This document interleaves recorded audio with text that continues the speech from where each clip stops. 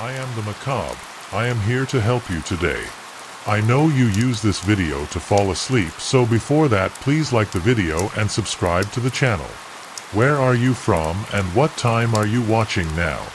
Sit back and relax. The Mansion of Whispers. The Martinez family had never imagined their new life would begin in such a place. As they drove along the overgrown road leading to the mansion, its silhouette loomed like a dark shadow against the setting sun. The old house stood tall, with its broken windows reflecting the last rays of daylight, and the rusted iron gates creaked in the wind. The massive structure, shrouded in ivy and mystery, seemed as though it had been abandoned for centuries. They had moved from the city seeking a fresh start, a peaceful life away from the chaos of their former home. The deal had seemed too good to pass up, a sprawling mansion on the outskirts of town, isolated and quiet. The family, consisting of Carlos, the father, his wife Rosa, and their two children, Lila and Lucas, arrived filled with optimism, unaware of the dark history that clung to the house. As the car pulled up to the front steps, the mansion seemed to welcome them with an unsettling stillness. The air was thick with dust, and the silence hung heavily, broken only by the soft rustling of leaves in the wind. Rosa stepped out first, the heels of her shoes clicking against the stone path. She smiled, though there was a nervous edge to it, as though the house itself was making her uneasy. Carlos grabbed the keys from the ignition, his heart racing with the anticipation of this new chapter in their lives. "It's perfect," he said, though his voice carried a hint of doubt. "A little rundown, sure, but it's the kind of project we've been looking for." He turned to his wife, who nodded but couldn't shake the feeling that something wasn't right. Lila and Lucas bounded out of the car, eager to explore their new home. Lila, the younger of the two, skipped toward the front door, her brown curls bouncing with each step. Lucas, older and more reserved, lagged behind, his eyes scanning the house with growing suspicion. It wasn't just the look of the mansion that unnerved him, it was the way it felt. Something about the place felt off. As they entered the house, a cold draft swept through the hallway, causing the door to creak on its hinges. The interior was dark, and the air smelled of old wood and forgotten memories. The floors groaned underfoot, and the walls, though grand, seemed to be closing in on them. The family stood in the foyer for a moment, absorbing the weight of the space. It was magnificent, but in a way that made it feel almost too large for comfort. Carlos moved first, leading the way down a long corridor, his footsteps echoing in the silence. The walls were adorned with faded portraits of people the family had never met. Their eyes followed the Martinez family as they moved past, giving the impression that the house was alive, watching them. "We'll get the place cleaned up in no time," Carlos said, but his voice faltered slightly as he glanced at a portrait of a woman in an old-fashioned gown, her expression unreadable. Lucas wandered off to the grand staircase at the end of the hall. He reached out to touch the polished railing, his fingers grazing the cold surface. There was a strange energy in the air, something that sent a shiver down his spine. He could swear he heard a faint whisper, like a voice on the wind. He looked around, but there was no one in sight. Just the house, watching him.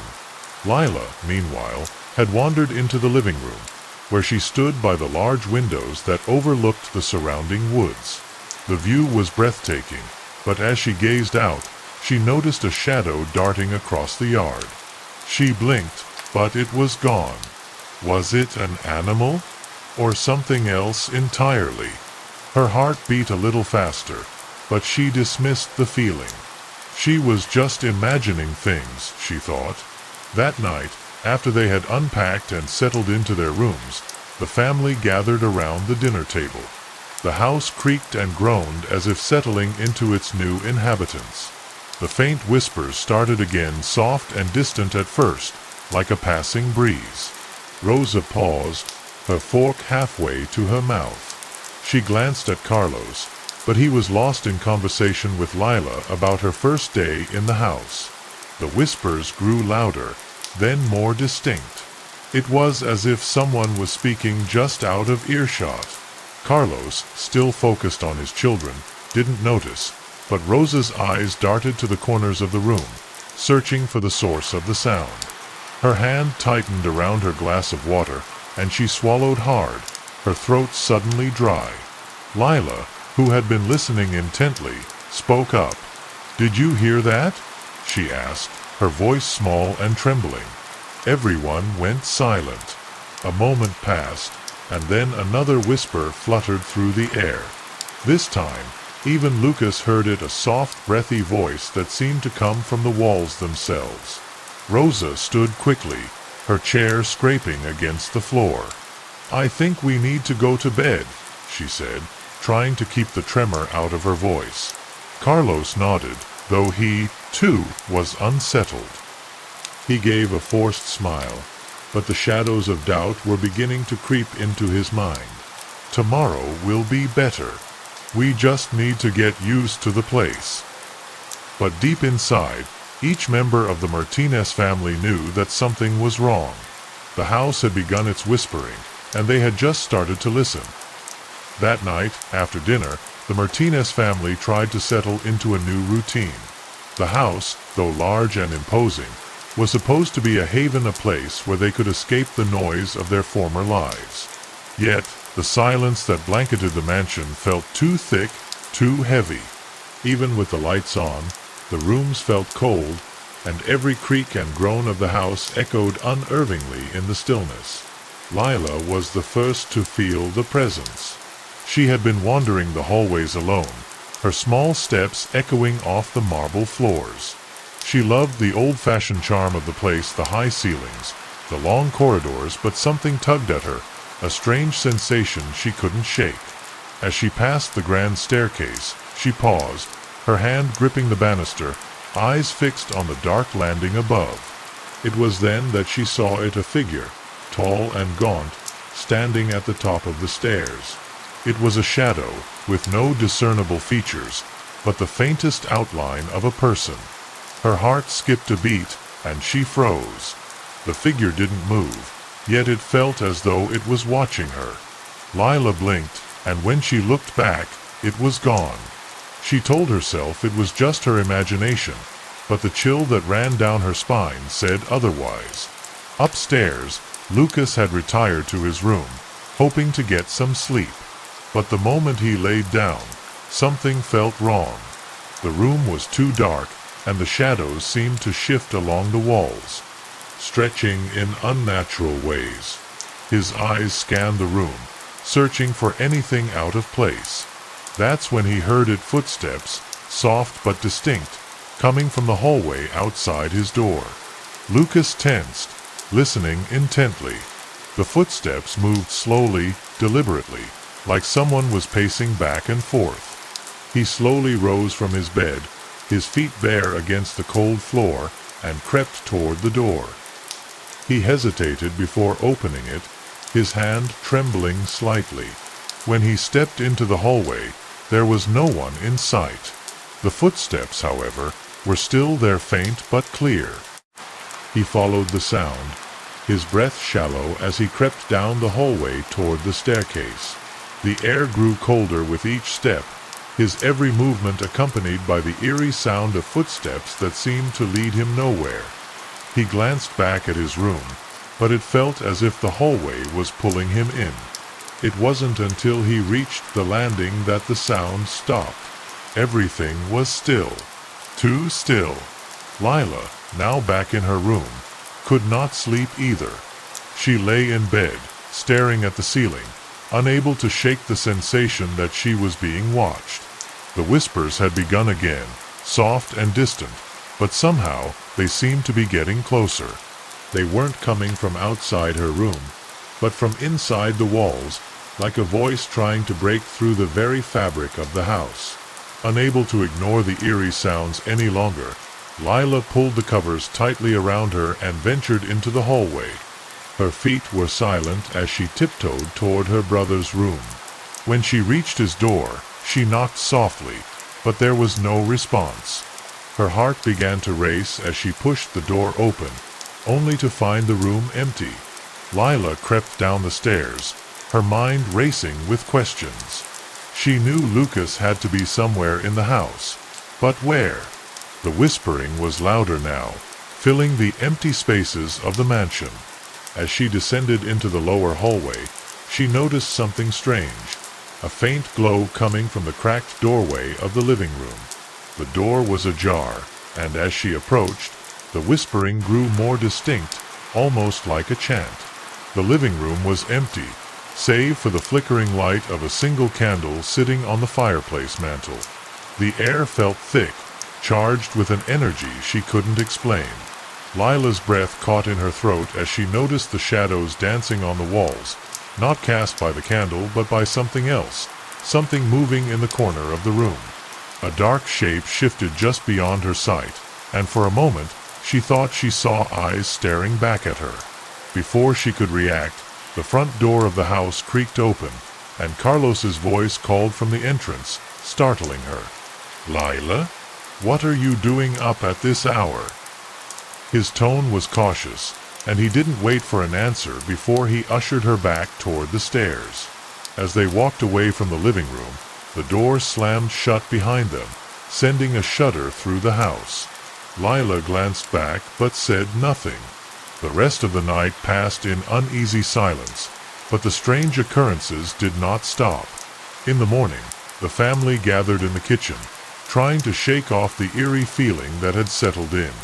Rosa made breakfast, but even her usual cheerfulness couldn't mask the tension in the air. The house, it seemed, had a life of its own, one that was slowly creeping into their world, waiting for them to acknowledge it. The next morning, the family decided to explore more of the mansion, hoping that the odd occurrences from the previous night were just the product of their imagination. Despite their best efforts to carry on as if everything were normal, a pervasive sense of unease hung over them. The house, once an exciting prospect for a fresh start, now felt suffocating and ominous. Every room they entered seemed to whisper secrets they weren't ready to hear. Rosa, determined to make the best of their new life, suggested they start cleaning the attic. It was one of the few places they hadn't explored yet, and perhaps uncovering some hidden treasures would help them feel more at home.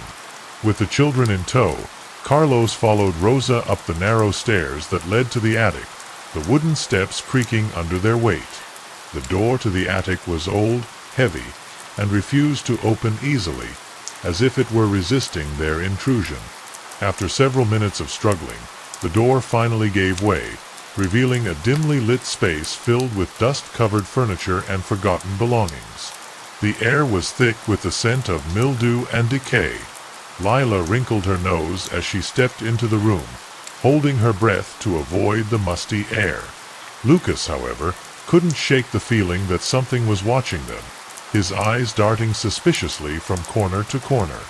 The attic was crammed with old, weathered boxes, trunks, and portraits draped in cobwebs. But something caught Lila's eye, a small wooden chest tucked away beneath an old rug. It seemed out of place amidst the dust and clutter, almost as if it had been deliberately hidden. With her curiosity piqued, she knelt down and began to pull the rug aside, revealing the chest. Carlos, noticing Lila's interest, walked over to help her lift the chest. It was surprisingly heavy for its size, and the lid creaked open with a groan, revealing a collection of old papers, photographs, and a small leather-bound book. The book was covered in dust, and the pages inside looked yellowed with age. It had a strange, almost unnerving aura about it, as though it had been waiting for someone to find it. Rosa glanced over their shoulders as they carefully inspected the chest's contents. "What is it?" she asked, her voice tinged with curiosity but also a hint of wariness. Carlos gingerly lifted the book, wiping off the dust, and opened it to the first page. The handwriting was elegant and precise, yet there was an underlying desperation in the strokes of the pen. It was a diary, dated nearly 80 years ago. As Carlos began reading the first entry aloud, a chill seemed to fill the air. The diary belonged to a woman named Eleanor Wells, one of the mansion's former inhabitants.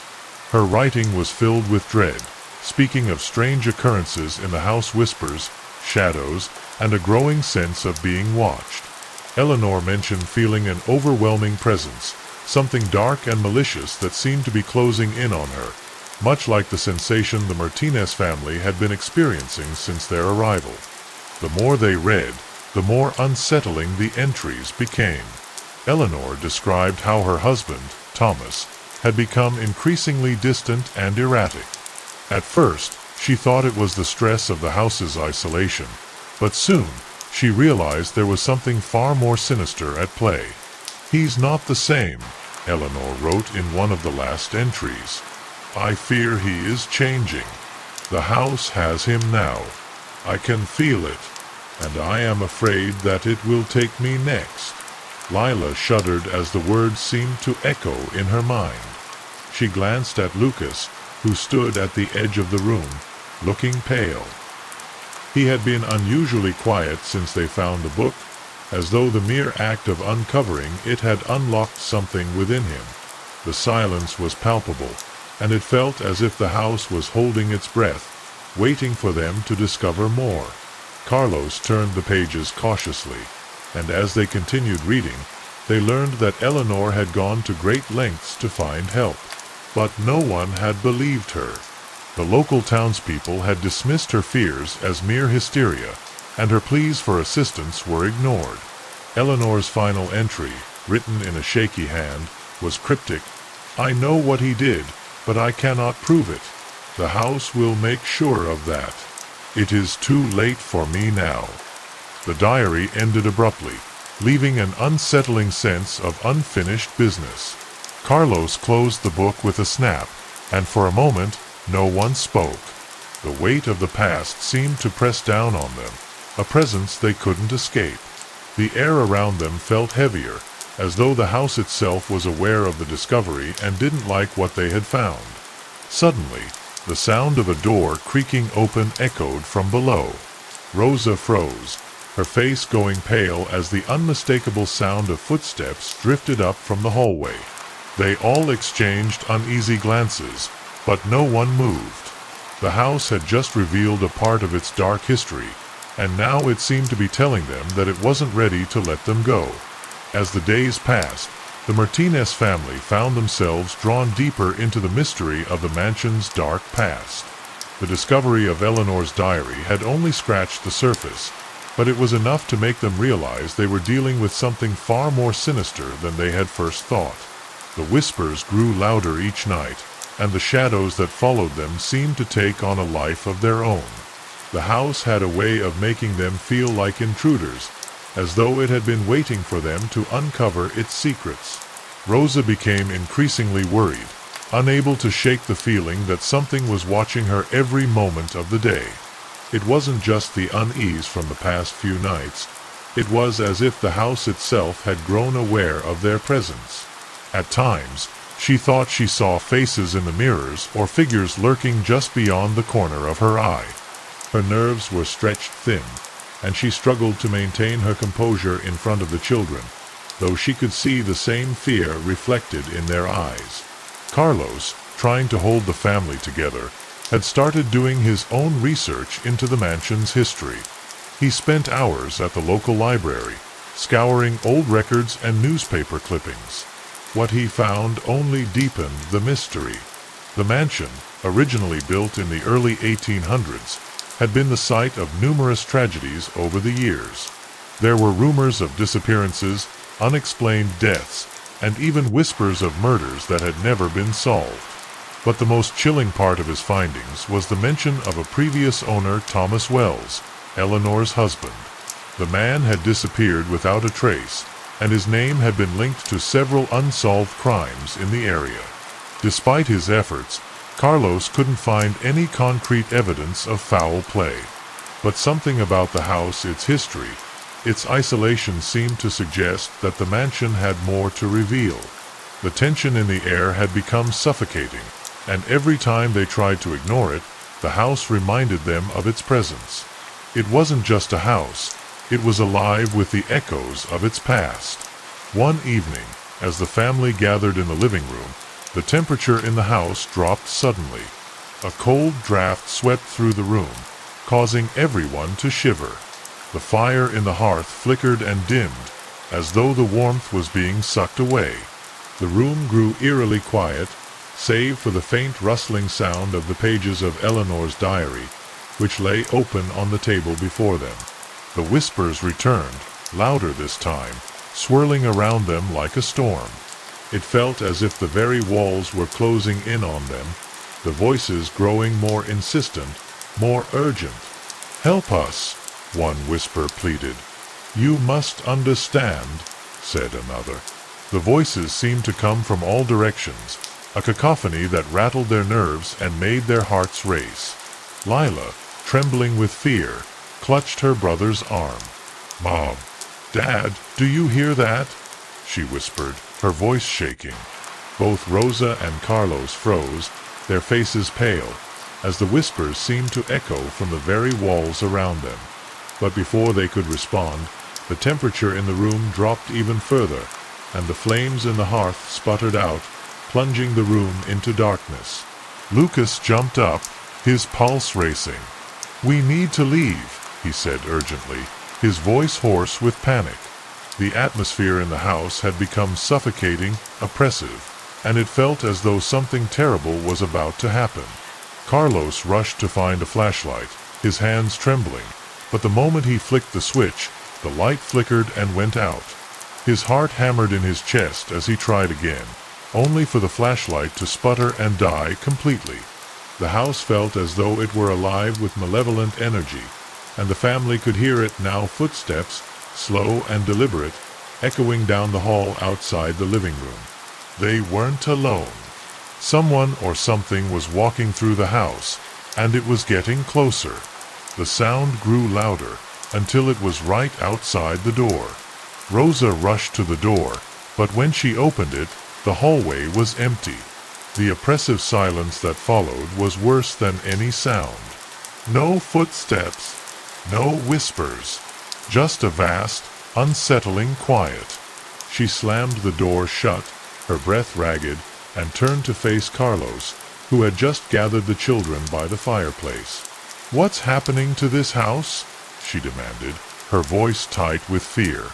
Carlos didn't have an answer. The house had revealed its darkness, its restless spirits, but there was still so much they didn't understand. The whispers, the shadows, the inexplicable occurrences, none of it made sense. But one thing was clear. The mansion was alive with the presence of something that had been wronged, something vengeful, and it wasn't going to stop until it had justice. The following morning, the family sat in silence at the breakfast table, each of them still shaken by the events of the previous night. Rosa, her face pale and drawn, could barely bring herself to look at the children, who were clearly rattled by the terrifying experience.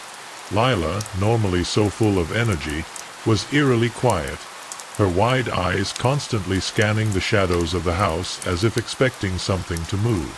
Lucas, too, seemed distracted, his thoughts clearly on the strange happenings they had witnessed. Carlos, trying to keep his composure, made a decision. "We need to figure out what's really going on here," he said, his voice firm but tinged with fear. "We can't just keep hiding from it. We need to know what we're up against." The idea of leaving the mansion was still in the back of his mind, but something about the house kept pulling him in, urging him to uncover the truth. Rosa, though reluctant, agreed.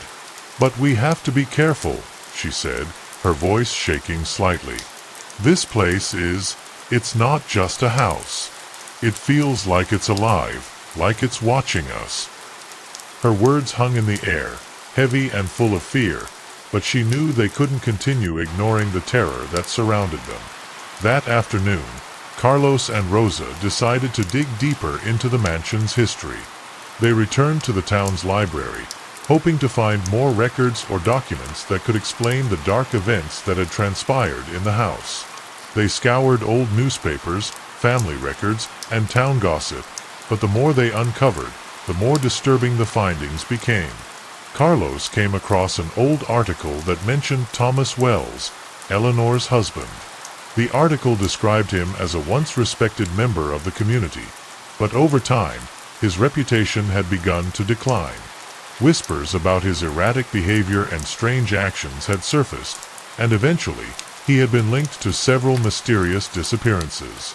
However, there was no concrete proof of his involvement in any crime, and the matter was quietly dropped. The article made it clear that the townspeople had chosen to forget about him, but it was impossible for Carlos to ignore the nagging feeling that Thomas's disappearance had something to do with the house's curse. Meanwhile, Lucas and Lila were left behind in the mansion, their curiosity getting the better of them. The house felt oppressive, and though they both wanted to stay close to their parents, there was something drawing them to the attic once more. They had begun to sense that there was more to the hidden chest and the diary than they had originally realized. What if there were more secrets, buried deeper within the mansion's walls? Together, they crept up to the attic, where the air felt colder than ever before. The space was even more suffocating now, and the silence was almost deafening. The children's footsteps seemed to echo unnaturally as they made their way toward the chest they had discovered the previous day. Lila was the first to approach it, her heart racing, but when she tried to open it, something stopped her. It was as though an invisible force was holding the chest shut. She pulled harder, but it wouldn't budge. Lucas, sensing something was terribly wrong, stepped back, his eyes scanning the attic for any sign of movement. That's when they heard a faint scratching sound, like fingernails dragging across wood. The noise came from inside the walls, just behind them, and it sent a chill down their spines. Lila gasped and turned toward the sound, but there was nothing there. The room was still, the only noise the pounding of their hearts. "What was that?" she whispered, but Lucas didn't respond. His attention was fixed on the chest. Something about it, something about this moment, felt different. He didn't know why, but he was certain they weren't supposed to open it. Not yet, at least. Meanwhile, downstairs, Carlos and Rosa had discovered more disturbing details. According to a town historian they had spoken to, Thomas Wells had been obsessed with the mansion's past. He had spent years researching the house's original owner, a man named Gregory Holloway, who had built the mansion in the early 1800s. Holloway had been a notorious figure in town, known for his cruel and violent temper. Rumors circulated that he had been involved in several gruesome murders, and his death had been shrouded in mystery. Some believed that Holloway's spirit still lingered in the mansion, a malevolent force that had passed on to those who lived there. As the day turned into evening, the atmosphere in the house grew even more oppressive. Rosa and Carlos returned to the mansion, their minds heavy with the knowledge they had uncovered. They were more certain than ever that the house had been built on blood, and that the spirits of those who had died within its walls were restless, vengeful. The whispers had intensified, and the family now realized that they were not just hearing voices, they were being called. That night, as they gathered in the living room once more, the shadows in the corners seemed darker, more defined. It was as if they were waiting for something, or someone, to step into their reach. The fireplace crackled weakly, offering little warmth against the chill that had taken hold of the mansion. The family sat in uneasy silence, knowing that they were facing something far worse than they could have imagined. Carlos turned to Rosa, his face grim. "We need to do something about this. If we're going to survive, we need to know what happened here. We need to understand what Thomas Wells did." The determination in his voice was clear, but there was also a deep fear in his eyes. They knew that to uncover the truth was to risk their lives, but the thought of living in the house with these restless spirits was far worse. The following morning, Carlos couldn't shake the feeling that the mansion was pressing in on him. The house had always felt imposing, but now it felt actively hostile. The air was thick with tension, and he couldn't shake the feeling that something was watching them from every shadow. The family had reached a breaking point. The whispers had become almost unbearable, and every corner of the house seemed to hide something sinister. They had no choice but to confront whatever force haunted the mansion. The night before, they had decided that they couldn't stay in the dark about the house's history any longer. They had already discovered the disturbing connection between Thomas Wells and Gregory Holloway, but there was still so much more they needed to understand. If they were to survive, they needed to uncover the full extent of what had happened in that house. Carlos knew they had to act quickly. He gathered Rosa and the children in the living room and began outlining a plan. "We need to go down to the cellar. There's a chance that whatever happened here, whatever caused these spirits to linger, started in the depths of the house. It's the one place we haven't explored, and it's likely where we'll find the answers we need." His voice was firm, but there was a tremor in it, betraying his fear. Rosa hesitated, her eyes flicking nervously to the hallway as if the house might overhear their plans. "Carlos, are you sure?" "Something about the cellar," she trailed off, her thoughts unspoken but clear.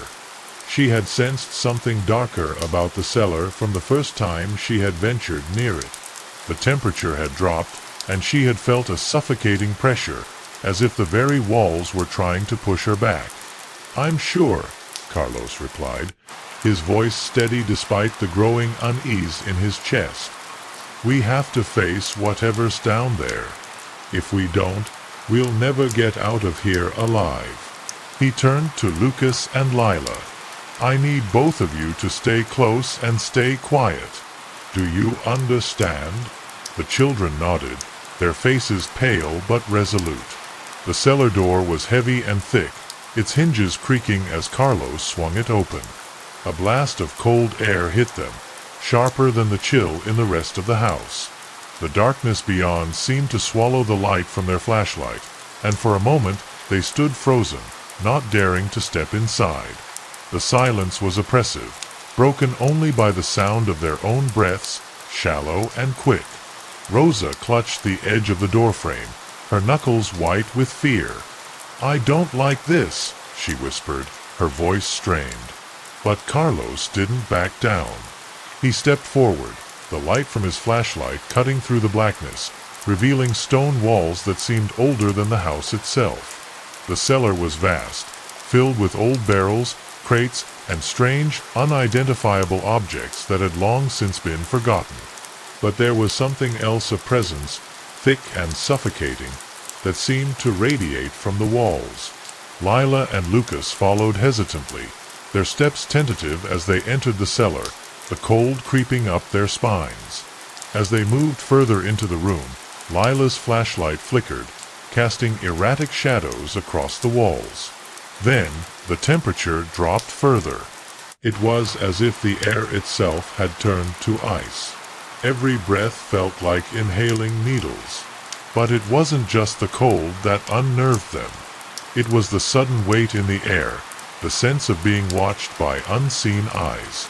Then, Lila screamed. The others spun around, hearts racing, only to find that she had stumbled over something in the dark. When they turned the flashlight on, they saw what she had tripped over, an old rotting wooden box. It had been pushed into the corner, hidden beneath a pile of debris. The box was covered in strange symbols, and there was something deeply unsettling about it, something that made them all instinctively take a step back. Carlos's heart skipped a beat. "What is this?" he muttered, kneeling beside the box. The symbols on its surface looked like nothing he had ever seen before, but there was an unmistakable sense of familiarity to them. The patterns seemed to move, shifting in the dim light, as if they were alive. The box felt wrong, like it was breathing under his fingertips. Without thinking, Carlos opened the box. Inside, there was a collection of items, old books, blood-stained rags, and a set of rusted keys. But the most disturbing thing inside was a tarnished silver amulet. The moment he touched it, a jolt of electricity shot through his body, and the cellar door slammed shut with a deafening bang, trapping them inside. The temperature dropped even further, and the whispers began again, louder than ever. But now, they were not just whispers. They were voices clear and distinct. "You shouldn't have come," one of the voices hissed, its tone venomous. "The house belongs to us. You are trespassers." The voices seemed to swirl around them, surrounding them on all sides. Rosa screamed as the shadows began to twist, coiling like serpents around them. The walls seemed to close in, and the air grew thick with a malevolent force. The amulet burned in Carlos's hand, its power undeniable, as if the house was feeding off of it. The family was trapped, and the spirits were angry. They had uncovered something far darker than they had imagined, and now they were paying the price. The air in the cellar was suffocating, thick with the weight of the spirits' anger. The walls felt like they were closing in on the Martinez family, and the oppressive cold made every breath feel like shards of ice in their lungs. Carlos still held the amulet, now burning hot in his hand, its dark energy pulsing through him. He could feel the mansion itself pressing against him, as if it were trying to swallow him whole. The voices around them were growing louder, and every word was laced with hatred. "You shouldn't have disturbed us," one voice hissed, its tone low and threatening. "You have sealed your fate." The other voices joined in, a chorus of anger, grief, and despair. They were everywhere, in the air, in the walls, and in their minds. The family was surrounded, trapped in a nightmare with no way out. Carlos looked at Rosa, his eyes wide with terror. "We have to get out of here," he said, his voice hoarse. He rushed to the cellar door, but it was locked tight. No matter how hard he pushed against it, the door wouldn't budge. The shadows around them seemed to grow darker, more solid, and the whispers were becoming more frantic. Lila clung to her mother, her eyes wide with fear. "Mom, what's happening? Why can't we leave?" Her voice quivered, and Rosa pulled her close, trying to comfort her as best she could, though the fear was unmistakable in her own voice. "It's the house," Rosa whispered, her hands trembling. "It's not letting us go." The temperature in the room plummeted even further, and the coldness seeped into their bones. Carlos could barely feel his fingers anymore as he gripped the amulet tighter, hoping to find some way to use its power, to do something that might give them an escape. But all he could hear were the spirit's angry murmurs, swirling in the dark, suffocating his thoughts. Then there was a sudden, violent crash. The walls seemed to shake, and dust fell from the ceiling, blinding them momentarily. A harsh, grating laugh echoed from the shadows, and Carlos's heart skipped a beat as he saw a figure materialize in the darkness. It was tall, gaunt, with hollow eyes and a twisted grin on its face. The figure stepped forward, its movements jerky and unnatural, as though it were not fully part of this world. The figure raised its hand, and with a snap of its fingers, the shadows around them writhed like living things. "You've awakened the master," the figure crooned, its voice dripping with malice. "And now, you will pay the price for your curiosity." It was Gregory Holloway, the mansion's original owner, his ghostly form twisted by whatever dark force had bound him to the house. Rosa gasped, her hand flying to her mouth in shock. "It's him," she whispered, her eyes wide with horror. Gregory Holloway, the man from the history books. But this was no history lesson. This was the source of all their terror, standing before them as a twisted, malevolent force, alive with hatred. Lila stepped forward, her eyes narrowing with determination. "We won't let you control us," she said, her voice shaking but strong. The amulet in Carlos's hand burned hotter, its power flaring in response to her words. The air around them seemed to crackle with energy, and for a moment the spirits paused, as though they, too, were waiting for something. "Let us go," Carlos demanded, his voice gaining strength as he stepped toward Gregory Holloway's ghost. The figure's grin twisted even further, and it laughed again, a harsh, mocking sound. You think you can stop me? This house is mine. It belongs to me and to the darkness I've summoned. His laugh echoed in the cellar, filling their minds with the sound of suffocating dread. The shadows around them surged forward, swirling with violent energy. Carlos raised the amulet, and as he did, the temperature dropped to freezing. The air thickened, like it was fighting against him, but he pushed forward, his grip tightening on the amulet. The energy within it seemed to respond, glowing faintly in his hand.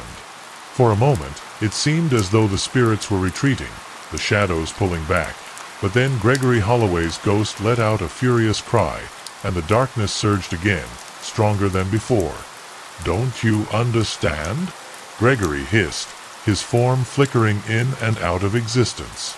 This house will never let you leave. It was built on blood, on betrayal, and on sacrifice. It is cursed, and you are its next victims. His voice was deafening now, echoing in their minds, paralyzing them with terror. The walls seemed to pulse with the sound, the house alive with malevolent energy. But then, something inside Carlos snapped. He could feel the amulet pulsing with raw power, the anger and pain of the spirits resonating through it. With a cry, he thrust the amulet forward, directing its power at Gregory Holloway's ghost. There was a blinding flash, and the air crackled with energy. The walls trembled as if the house itself was fighting back. For a moment, everything went silent. And then, as the light faded, the figure of Gregory Holloway was gone. The cellar was still once more, the oppressive darkness lifting as the temperature slowly began to rise. Carlos, his body trembling from the exertion, looked at the family, his breath ragged. I don't know how long this will last, he said, his voice low and weary. But we need to get out of here now. The family hurriedly made their way back upstairs, the oppressive weight of the cellar's darkness still hanging over them like a cloud. The sudden calmness in the air was unsettling, almost unnatural. They had faced the wrath of Gregory Holloway's ghost, and while the immediate danger seemed to have passed, a deep sense of unease lingered. Carlos clutched the amulet tightly, its power still pulsing faintly, as though it were attuned to something far greater than he could understand. When they reached the main floor, the house seemed different, more silent, more still. The air was thick with a sense of waiting, as though the mansion itself was holding its breath. Rosa glanced nervously at the walls, her fingers brushing against the furniture as if she could sense the lingering presence of the spirits that still haunted the house. What now? She whispered, her voice tight with fear. What do we do next? Carlos didn't answer immediately. He was lost in thought, his mind racing to process everything that had just happened. Gregory Holloway's ghost had been powerful, and though they had managed to push it back for now, Carlos knew it wasn't over. The spirits were still here, trapped in the mansion, and they were just as vengeful as ever. The amulet might have given them temporary respite, but it wasn't enough to free them from the house's grasp. Lila and Lucas stayed close, the fear still evident on their faces. Lila's eyes flickered toward the grand staircase, her thoughts clearly racing. We can't stay here, she said, her voice small but determined. This place is alive, and it wants us gone. It won't stop. The word sent a shiver through the family, and for the first time since they'd arrived, they all fully understood the magnitude of the danger they were facing. Carlos nodded slowly, glancing around the room. We need answers. We need to know how to break the curse. This house has been feeding on fear for too long. Whatever Gregory Holloway did, whatever he summoned, it has to end. He turned to the children. But we have to be careful. The spirits are not just angry, they're desperate. And they're going to do whatever it takes to keep us here. Rosa stepped forward, her hands clasped tightly in front of her. Then we need to find out what happened to Eleanor. What happened to Thomas? We've been focusing on Holloway, but there's something more, something worse. We need to know how all these pieces fit together. Her words carried the weight of their situation, and Carlos knew she was right. If they were going to survive, they had to understand the mansion's entire history, not just the part involving Holloway. Without wasting any more time, Carlos led the family toward the library. The walls of the mansion seemed to close in around them as they moved, the quiet broken only by the distant sound of creaking floorboards. The library was dim, with thick curtains drawn over the windows, blocking out the daylight. The air was musty, the shelves heavy with old books that had long been forgotten. It was the perfect place to find the answers they needed, but it was also the last place they wanted to be. Rosa began scanning the shelves, pulling books off one by one, each one older and more decayed than the last. The dust was thick, and the smell of aged paper filled the air.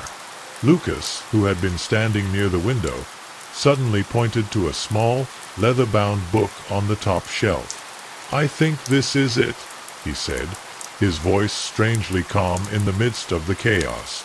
"It looks like it belongs here." Carlos took the book from him, his fingers brushing over the worn leather cover. It was old, far older than any of the other books in the library, and it felt strangely warm to the touch, as if it were alive. When he opened it, the pages were filled with sketches and strange symbols, along with more writing in a language he didn't recognize. But there was one thing that stood out, a drawing of the mansion, with a depiction of a ritual circle beneath it, filled with symbols that matched the ones they had seen on the wooden box in the cellar. The more they read, the more they realized that the mansion's history was far darker than they could have imagined.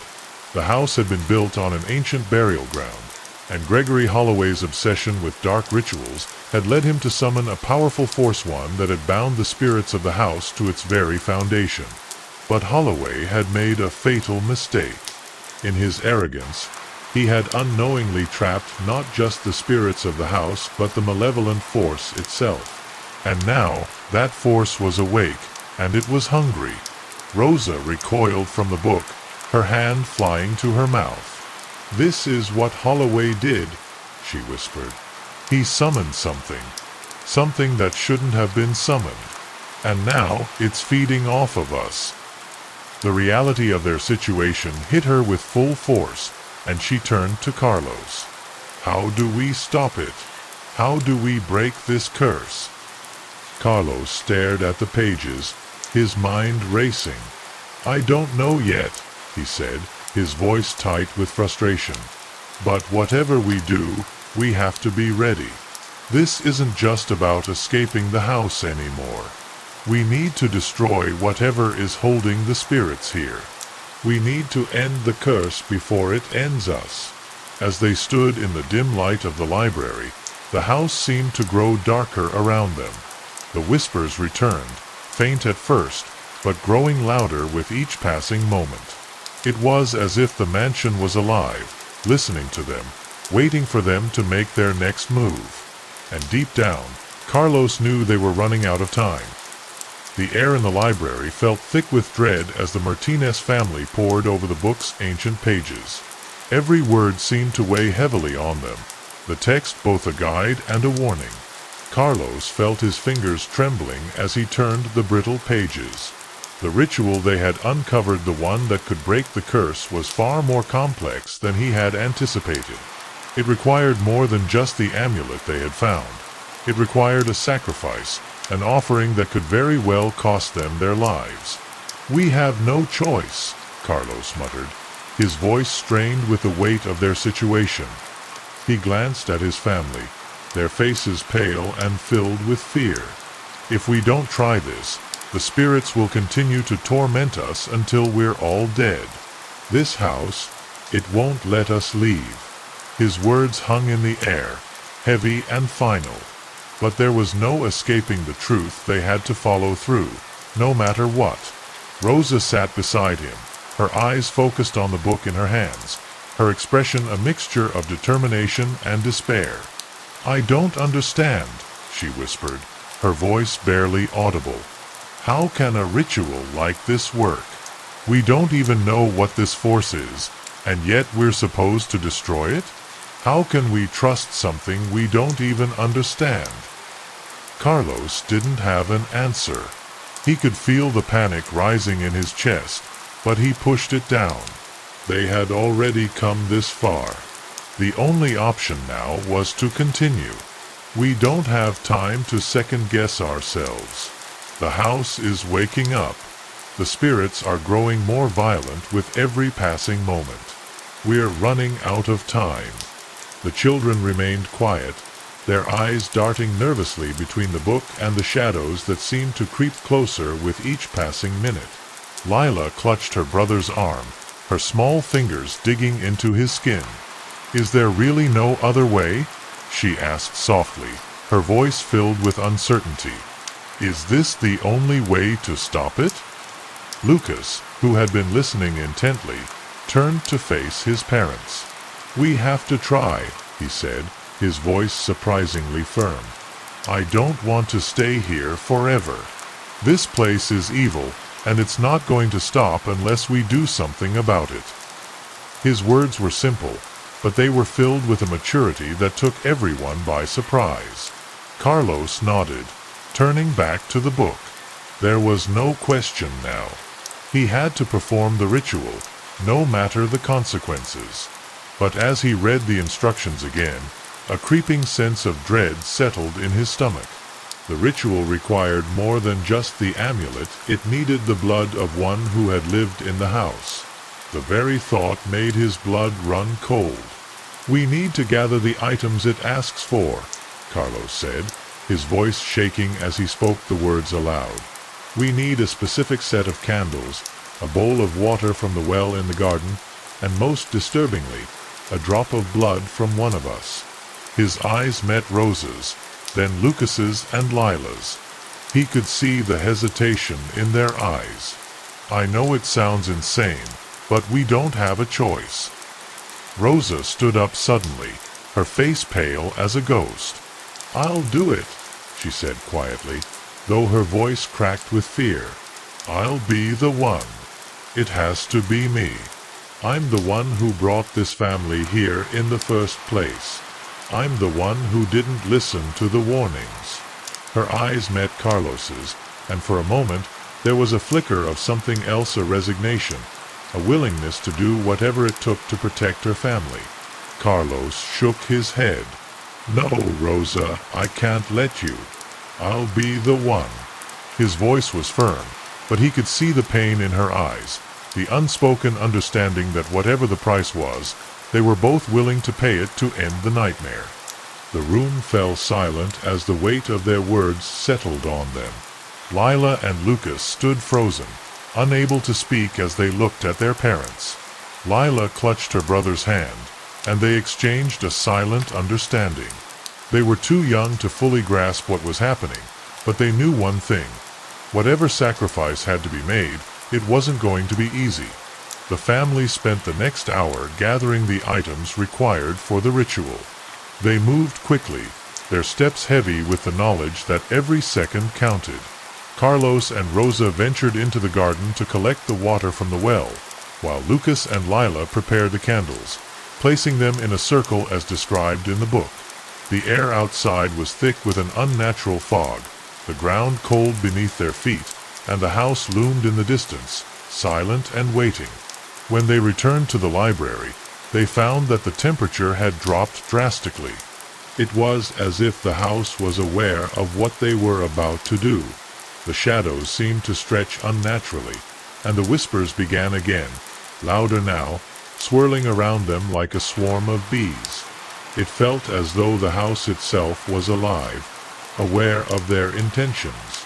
It was a warning, a final attempt to stop them. Carlos, shaking with fear, set up the ritual circle as the book instructed. The candles flickered to life, casting eerie shadows on the walls. The family stood in the center, the items placed carefully around them. As they prepared to begin, The air around them seemed to crackle with energy, and the whispers became a cacophony of voices, all begging, pleading, demanding. But none of them wavered. They had made their choice. As the family stood inside the ritual circle, the weight of what they were about to do hung heavily in the air. The shadows in the corners of the library seemed to stretch toward them, like fingers reaching out to pull them into the darkness. Carlos held the amulet tightly in his hand, the object's heat still pulsing in his palm. The whispers had grown louder now, like an endless chorus of voices that filled every corner of the house, but Carlos knew they had no choice. The ritual was their only chance. Rosa stood beside him, her face pale but resolute. The bowl of water from the garden's well sat in front of them, its surface still and calm despite the chaos that surrounded them. The candles flickered, their flames casting strange, twisting shadows on the walls. The book's instructions were clear, but the more they read, the more the sense of danger grew. They knew that once they began, there would be no turning back. Lucas and Lila stood behind them, watching their parents with wide, anxious eyes. The children had been silent for the past few minutes, but the fear was evident in their expressions. Lila's fingers were tightly intertwined with her brother's, and they both seemed to shrink back from the overwhelming darkness that filled the room. They didn't fully understand what was happening, but they could feel the power in the air, the same power that had tormented them since they arrived at the mansion. Carlos took a deep breath and began to speak the words from the book. His voice was steady at first, but the more he recited, the more the air around them seemed to vibrate with energy. The ground beneath their feet trembled slightly, and the shadows on the walls writhed as if alive. It was as though the house itself was reacting to the words, fighting against them. The whispers grew louder, and now they seemed to take on distinct voices, crying out in anger, in pain, and in desperation.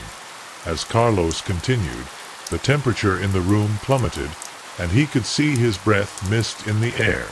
The flames from the candles flickered wildly, casting long, jagged shadows across the room. It felt as though the house was closing in around them, suffocating them with its dark energy. The spirits that lingered here, vengeful, restless, and angry, were not going to let them break the curse easily. The water in the bowl began to ripple, though there was no wind to cause it. The ritual had started in earnest now, and Carlos could feel a growing sense of pressure in his chest. His heart pounded in his ears as he spoke louder, forcing the words out even as the house seemed to fight against them. The walls seemed to close in, the dark presence in the mansion becoming almost tangible. The shadows were no longer just shadows, they were alive, moving toward them. Rosa felt the pull of the darkness, and she stepped forward, her voice trembling but firm. "We're almost there, Carlos," she whispered. "We have to finish it."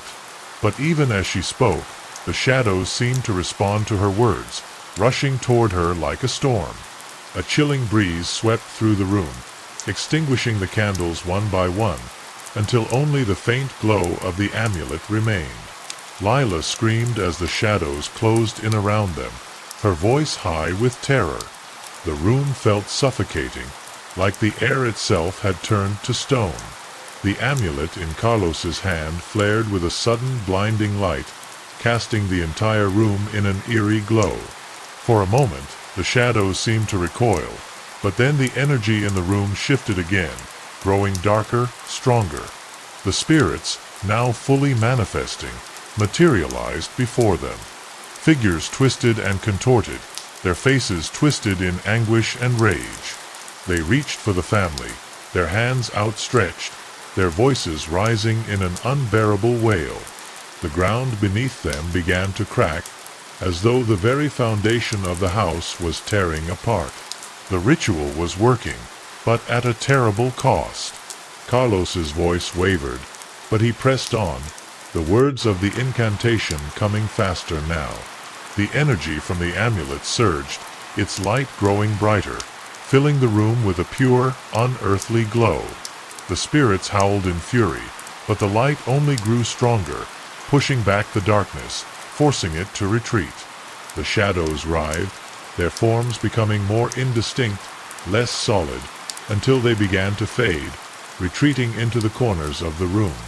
But as the last of the shadows disappeared, the house seemed to groan, a low, rumbling sound that came from deep within the walls. The floor beneath them shook violently, throwing the family off balance. The spirits had been driven back, but the house wasn't ready to give up its grip on them just yet. The walls trembled, and the ceiling above them cracked, the sound of splintering would filling their ears. The amulet's light flickered, growing faint as though the power within it was running out. Carlos felt his body growing weak, his knees buckling beneath him. He could barely speak, but he knew they were so close. "Rosa, we're almost there," he whispered hoarsely. "Just a little more."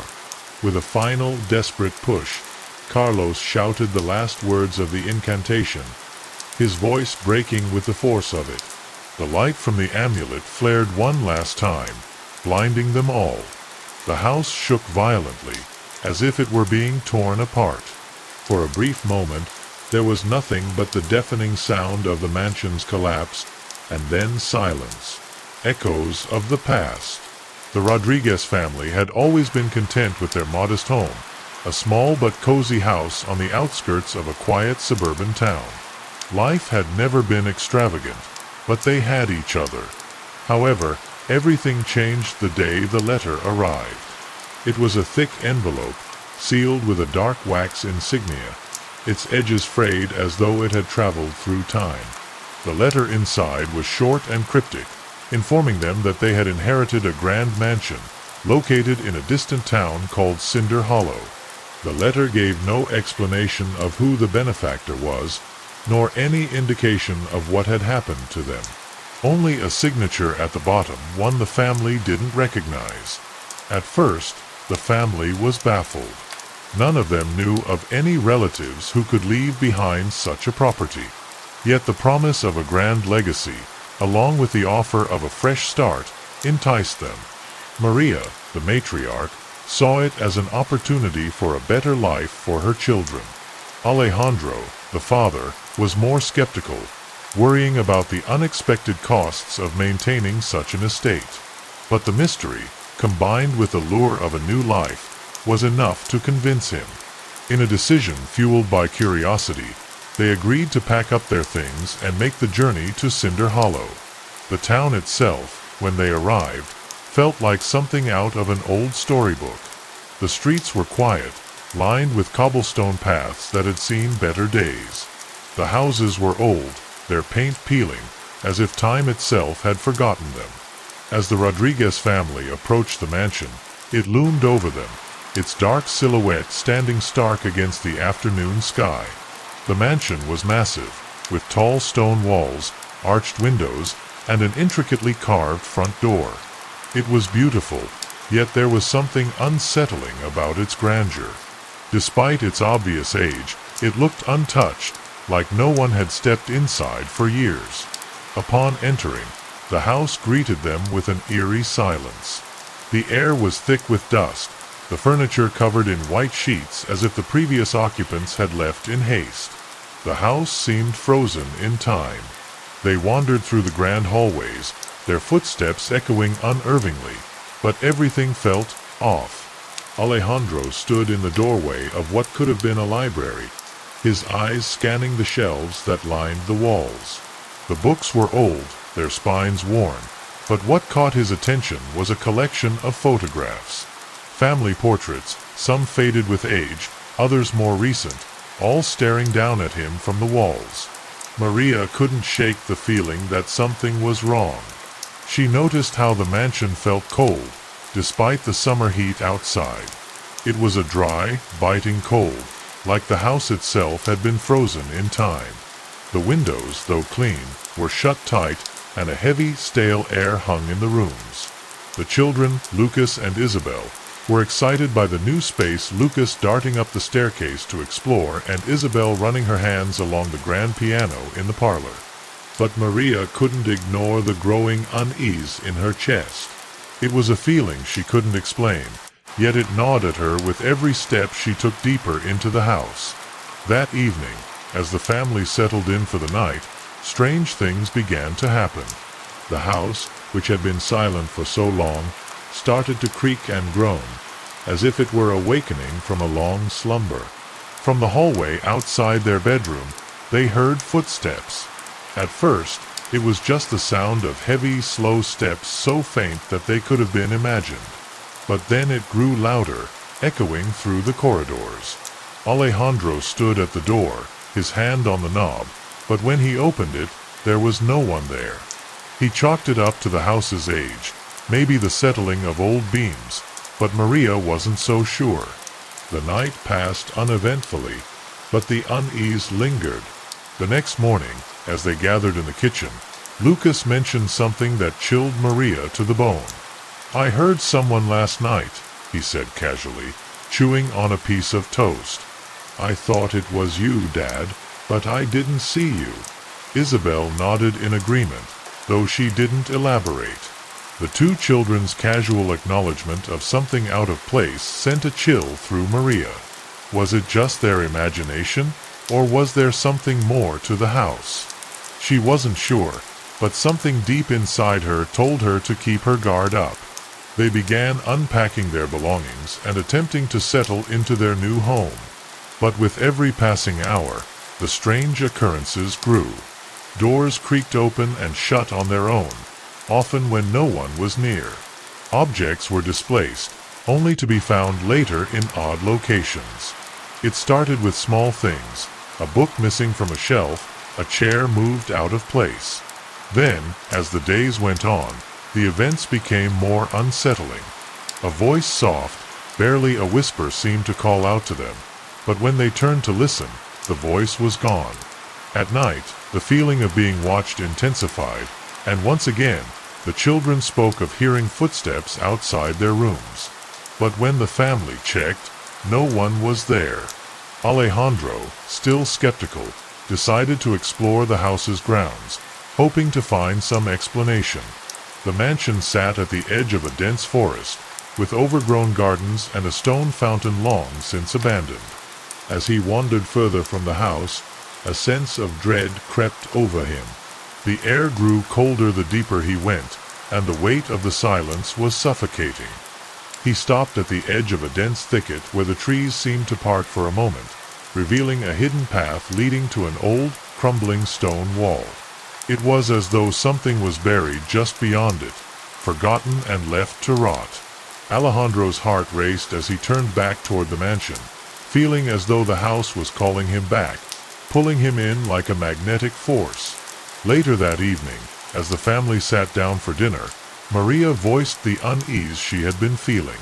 "There's something wrong with this house," she said quietly, glancing around the table. "I can't explain it, but something isn't right." Alejandro looked at her, his face clouded with concern. He wanted to dismiss it, but the strange events couldn't be ignored. The house, with its grandeur and beauty, felt like a prison, its walls holding more than just dust and cobwebs. It seemed to hold memories that had long been forgotten by time, but were now stirring awake, unwilling to be buried any longer. As the family finished their meal, they couldn't shake the feeling that they were not alone in the house. The echoes of the past seemed to call to them from every corner, whispers of a history that had been sealed away in darkness. In the distance, the wind howled through the trees, and for a moment, Maria could have sworn she heard a faint, mournful cry. It was then that she realized the mansion was no ordinary inheritance. The past, it seemed, was alive within its walls, and it was waiting to be uncovered. The first few days in the mansion were marked by a sense of disorientation. The Rodriguez family, while grateful for the unexpected inheritance, couldn't shake the strange, unsettling atmosphere that clung to the house. The more they explored, the more they realized that the mansion, despite its grand size and historical charm, was something else entirely. It wasn't just old, it felt ancient, as if it had lived through centuries of secrets and sorrow. At night, the house seemed to groan and shift, settling deeper into its bones as though it were waking from a long-forgotten slumber. Alejandro, always practical, did his best to convince Maria that the house's oddities were nothing more than the creaks and groans of an old building. But even he couldn't ignore the peculiarities that had begun to surface. The doors, once firmly shut, would sometimes creak open without warning. At first, he thought it might be the wind, though it was strange that there wasn't even a breeze. As the days wore on, the occurrences became harder to dismiss. Late one afternoon, as Maria was unpacking boxes in the living room, a large mirror that had been leaning against the wall suddenly tipped over, crashing to the floor. There was no explanation for it, no draft, no movement from the children, nothing to suggest that anyone had touched it. It was as though the house itself had caused it. Maria had noticed the odd behavior of the mansion, too.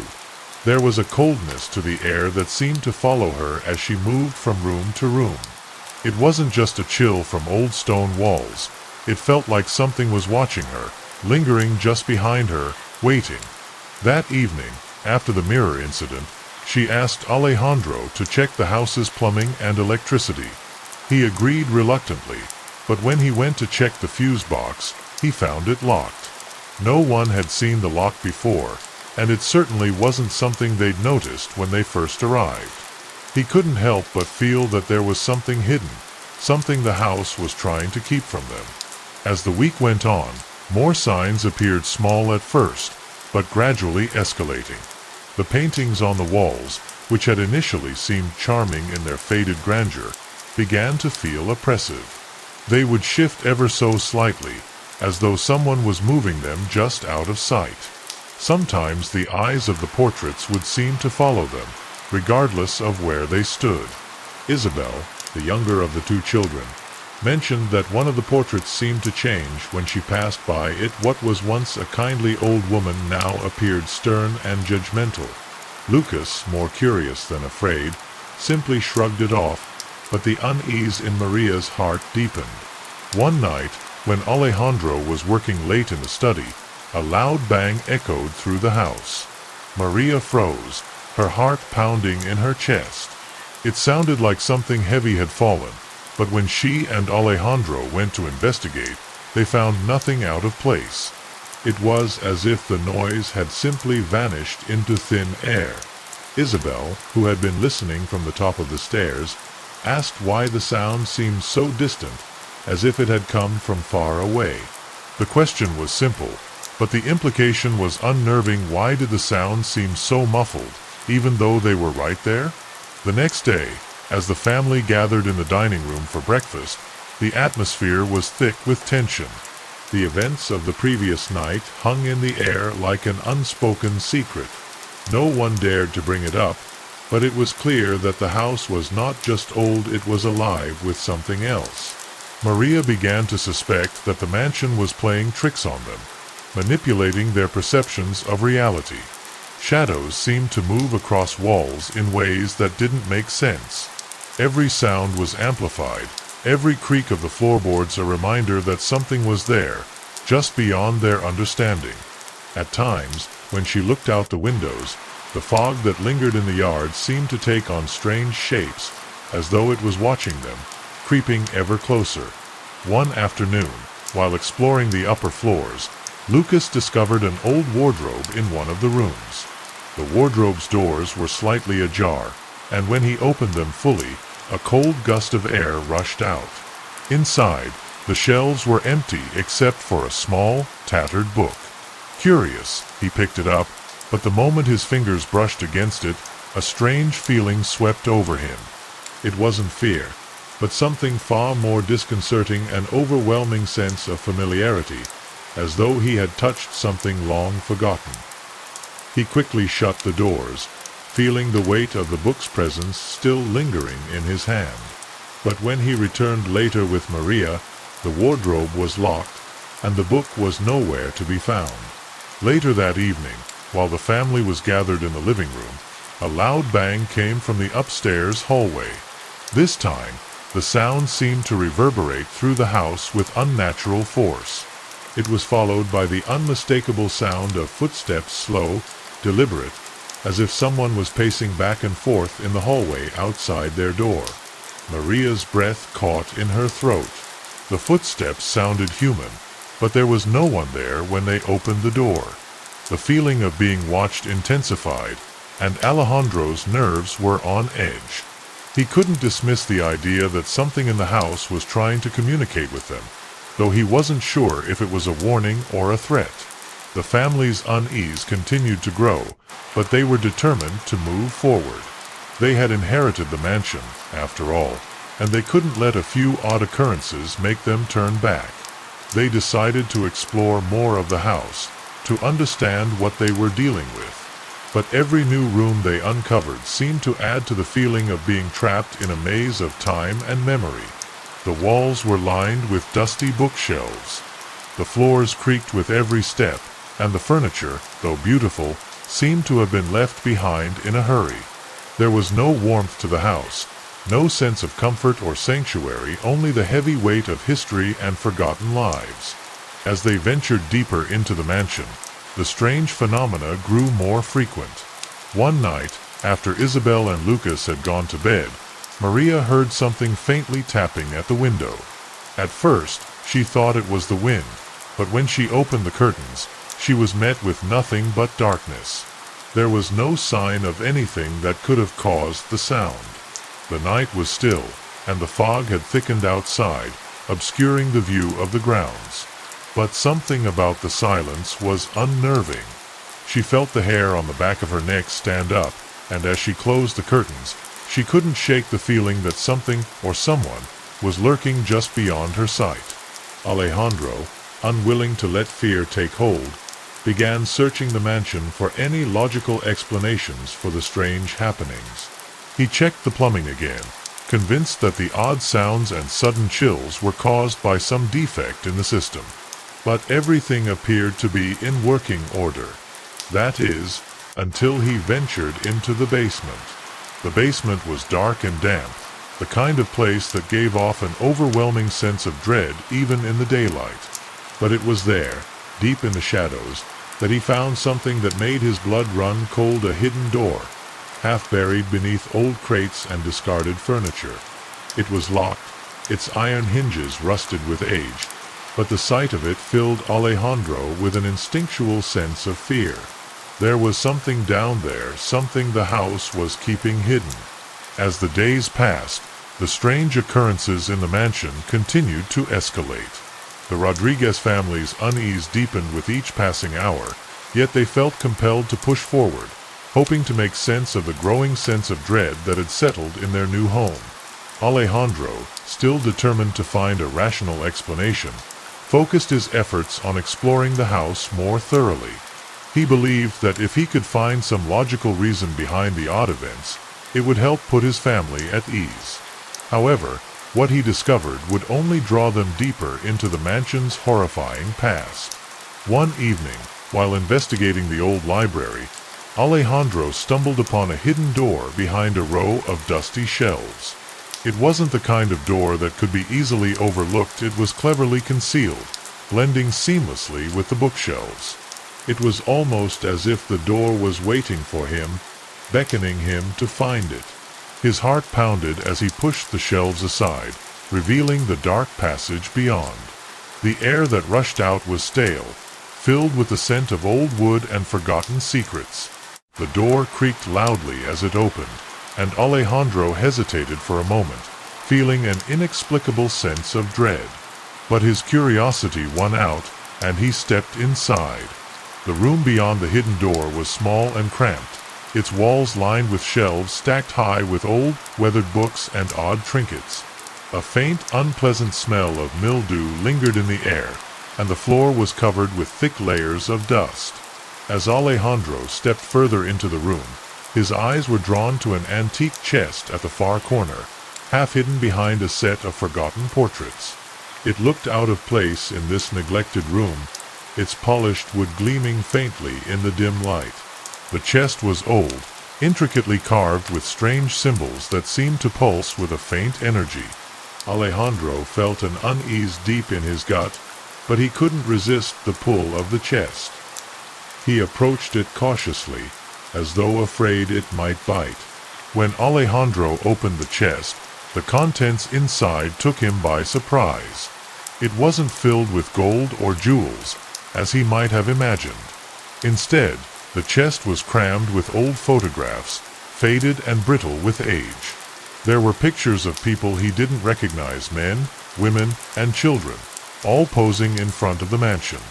Some of the faces seemed familiar, like distant echoes of the Rodriguez family, while others were completely foreign. It was as though the family had been captured in time, preserved in these photographs for some unknown reason. Each photograph was labeled with a name and date, some of which were marked with a strange symbol he couldn't quite make out. One photograph in particular caught his eye. It depicted a young girl standing in front of the mansion, her expression oddly vacant. She wore a long white dress, and her dark eyes seemed to stare directly at him, almost as if she were alive, watching him from the past. Beneath the photo, scrawled in faded ink, were the words, "The last one." The phrase sent a chill down Alejandro's spine. What did it mean? Why was this photograph placed so carefully in the chest, as if it were the most important of all? As he continued to sift through the chest's contents, Alejandro found more unsettling items. There were old letters, yellowed with age, and strange artifacts, keys, trinkets, and amulets, each one more peculiar than the last. But it wasn't until he picked up a small, delicate journal that he felt the weight of the mansion's secrets pressing down on him. The journal was leather-bound, its cover cracked and worn, but it had a strange weight to it, as though it contained something far more valuable than mere paper. Alejandro carefully opened it, and inside, he found the handwritten accounts of someone who had lived in the mansion long ago. The entries were brief but chilling. The writer of the journal was a woman named Eugenia, a maid who had worked in the mansion during its prime years. Her words were filled with fear and uncertainty.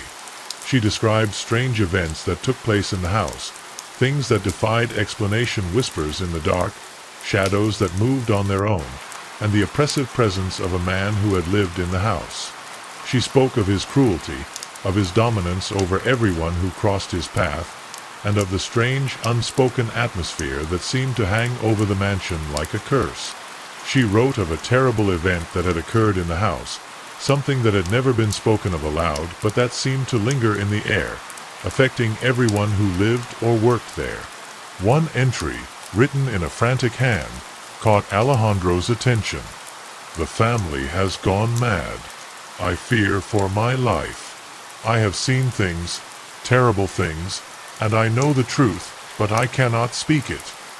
The rest of the page was a blur of ink, as if the writer had been too afraid to continue. Alejandro's heart raced as he read the words. What had happened in the mansion? What terrible truth was Eugenia referring to? He couldn't shake the feeling that whatever was hidden in the house was darker and more sinister than anything he had ever imagined. Suddenly, a loud noise interrupted his thoughts, pulling him out of the room. The sound came from upstairs, footsteps, heavy and deliberate, echoing through the halls of the mansion. Alejandro's pulse quickened as he slammed the chest shut and rushed toward the source of the noise. But when he reached the staircase, everything fell silent. He stood there, breathless, listening intently for any sign of movement. But the house was still. It was as though the noise had never happened, as though the mansion itself was toying with him, pulling him deeper into its mysteries. Maria and the children were waiting for him in the living room when he returned, their faces filled with concern. "Alejandro, are you all right?" Maria asked, her voice laced with worry. He nodded, but he couldn't shake the feeling that something was terribly wrong. The mansion wasn't just a house, it was a prison, and the walls were closing in on them. The discovery of the chest, the photographs, and Eugenia's journal had only deepened the mystery. Whoever had lived in this house before had left behind a dark legacy, and it was clear that the Rodriguez family was somehow tied to it. The night brought no relief. As they settled into their rooms, a heavy sense of dread filled the air.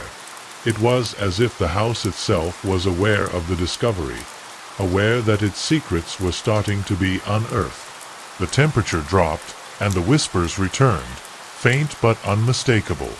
The family huddled together, but even in the safety of their own rooms, they could not escape the feeling that they were being watched, that the mansion was listening, waiting. Alejandro, holding the journal close, knew one thing for certain: the mansion had a story to tell, and it would not let them go until they had uncovered every last secret. The days following the discovery of the chest were marked by an overwhelming sense of unease. The mansion, which had once seemed like a grand inheritance, now felt more like a prison, its walls steeped in a history of dark secrets. Alejandro and Maria tried to continue with their routines, but the strange events were becoming too frequent to ignore. It was as if the house itself was alive, and it was watching them, waiting for them to uncover the truth. Each night, the whispers returned, faint, distant voices that seemed to call out from the shadows. It started with soft, almost imperceptible murmurs, as if someone was talking just out of earshot. At first, Alejandro dismissed it, attributing the sounds to the old house settling. But when Maria heard the same whispers while she was alone in the kitchen, her unease grew. She tried to explain it away, but deep down, she knew something was wrong. The voices seemed to come from every direction, echoing through the hallways and creeping into their minds. Sometimes, when they were alone, the words were clearer, cryptic phrases that didn't make sense, but felt too real to be imagined. Late one night, as Maria lay awake in bed, she heard it again. This time, the whispers were louder, more distinct. They seemed to come from the walls themselves, as if the mansion was speaking directly to her. She could make out a few words: "Help me, find the truth," and "It was him, he did it." The chilling message sent a shiver down her spine. She sat up in bed, heart racing, and looked around the room. The air was thick with a coldness that wasn't there before. But when she called out to Alejandro, there was no answer. He was fast asleep, completely unaware of the voices that haunted her. The next morning, Maria shared what she had heard with Alejandro, but he remained skeptical. He tried to reason with her, suggesting that the stress of moving into a new home might be affecting her. But as the days went by, the occurrences continued. The voices grew more persistent, echoing in the corners of their minds and in the darkened corners of the house. Sometimes, they would hear a name being repeated over and over, a name that sent a chill through their bones: Vicente. It was a name they had seen on the family tree, but they didn't know who it belonged to. It seemed like the house was trying to tell them something, to point them toward a dark truth. One evening, as Alejandro was reading Eugenia's journal again, he noticed a passage that stood out to him. It described the same whispers that Maria had heard, the voices that came from nowhere and filled the house with a sense of impending doom.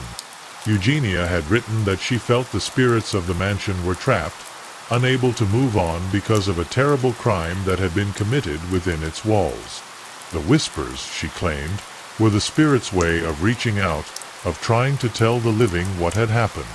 But the words were fragmented, and the spirits themselves were unclear about the nature of the crime. All Eugenia knew was that something terrible had occurred, something that had bound the spirits to the mansion forever. Alejandro couldn't shake the feeling that they were on the verge of something far darker than they had anticipated. The mansion seemed to pulse with energy, its very walls vibrating with the weight of the past. That night, he and Maria decided to explore the house together, hoping to make sense of the unsettling phenomena. They moved through the darkened halls, their flashlights casting long shadows on the walls. The air felt oppressive, and every creak of the floorboards seemed louder than it should have been. As they approached the grand staircase, the temperature dropped sharply, and a faint whisper filled the air, sending a cold shiver down their spines. "Is someone there?" Maria called out, her voice trembling. There was no response, but the whispering grew louder, more insistent. It wasn't just a voice now, it was an echo, repeating the same words over and over. The words seemed to come from everywhere, as though the house itself was speaking. Find him! Find Vicente. He reverberated through the walls, vibrating in their bones. Alejandro's grip on the flashlight tightened as he and Maria exchanged fearful glances. The house was trying to lead them somewhere, but they didn't know where or what they would find. They decided to follow the voices, moving deeper into the house. The hallways seemed to stretch on forever, twisting and turning in ways that didn't make sense. Every time they thought they were going in a straight line, they found themselves at a dead end, staring at a wall where there had been none before. The house felt alive, shifting around them as though it were toying with them, guiding them toward something or someone. The whispering voices grew louder as they ventured further, until they reached the library, the very room where Alejandro had discovered the hidden door and the chest.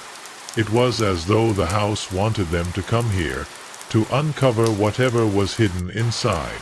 As they stepped into the library, the temperature plummeted and the whispers intensified.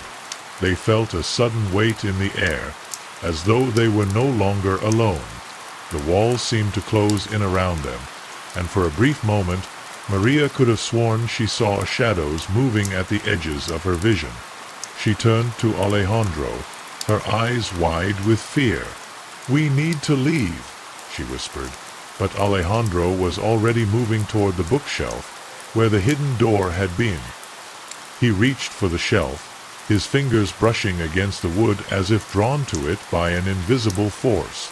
Without warning, the bookshelf creaked and shifted, revealing the door once more. Alejandro didn't hesitate. He pushed it open, and the familiar dark room awaited them. But this time, something was different. The air was thick with the presence of something unseen. The whispers were no longer distant, they were inside their heads, echoing so loudly that it was hard to think. Alejandro stepped into the room, his heart pounding in his chest, and his eyes scanned the shelves. The chest was still there, but it was no longer alone. Behind it, partially obscured by dust and forgotten relics, was something new, a portrait. The portrait was old, the frame cracked and tarnished, but it depicted a man.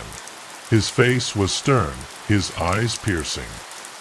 He looked like the kind of man who demanded obedience, who commanded the room with his presence. The name beneath the portrait read, Vicente. Alejandro's breath caught in his throat. This was the man the spirits had been whispering about.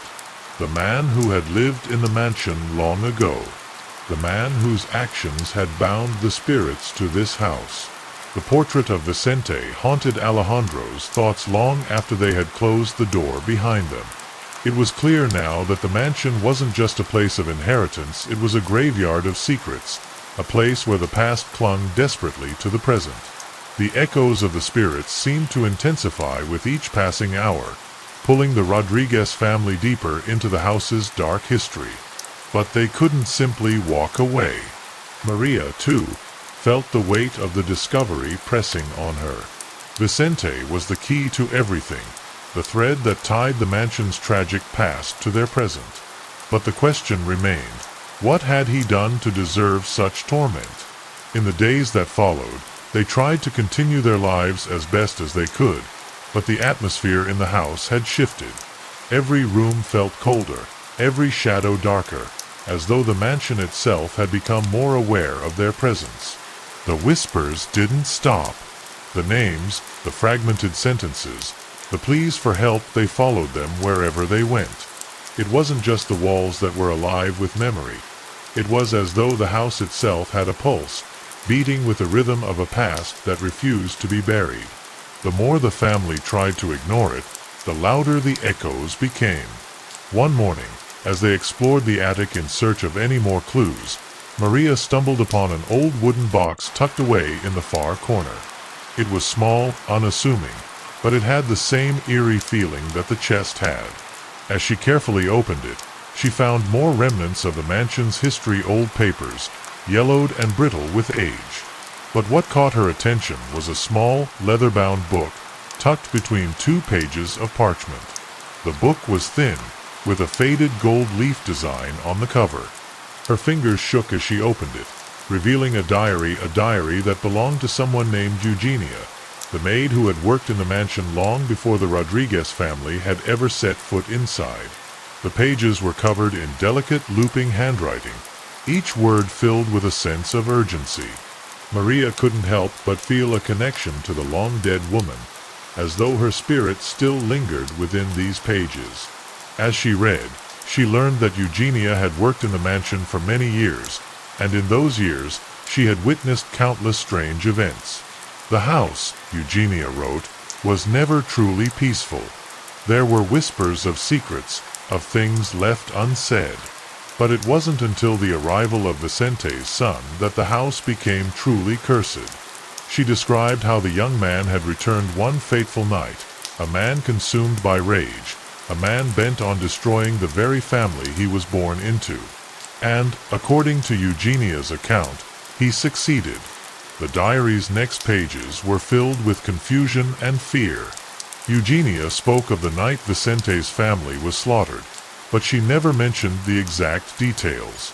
She wrote that the house had been alive with terror, the very walls echoing with screams and the sound of violent struggle. But when Eugenia tried to intervene, to warn them of the danger, she found herself locked away, kept from the family's final moments. In the dark hours of the night, Eugenia had witnessed a figure, Vicente's son, standing over the bodies of his parents, his eyes wild with madness. She described his final words, "I had to do it for freedom." It was then that the pieces began to fall into place for Maria. The spirits, the whispers, the constant sense of being watched, it all made sense now. Vicente's son had murdered his family, but in doing so, he had condemned himself. The curse of the house was born from that night, a curse that bound the spirits of the murdered family to the mansion forever. They were trapped, forced to replay their final moments, echoing through the walls in a never-ending loop. And now, Vicente's son, if his spirit still lingered, was the key to breaking the cycle.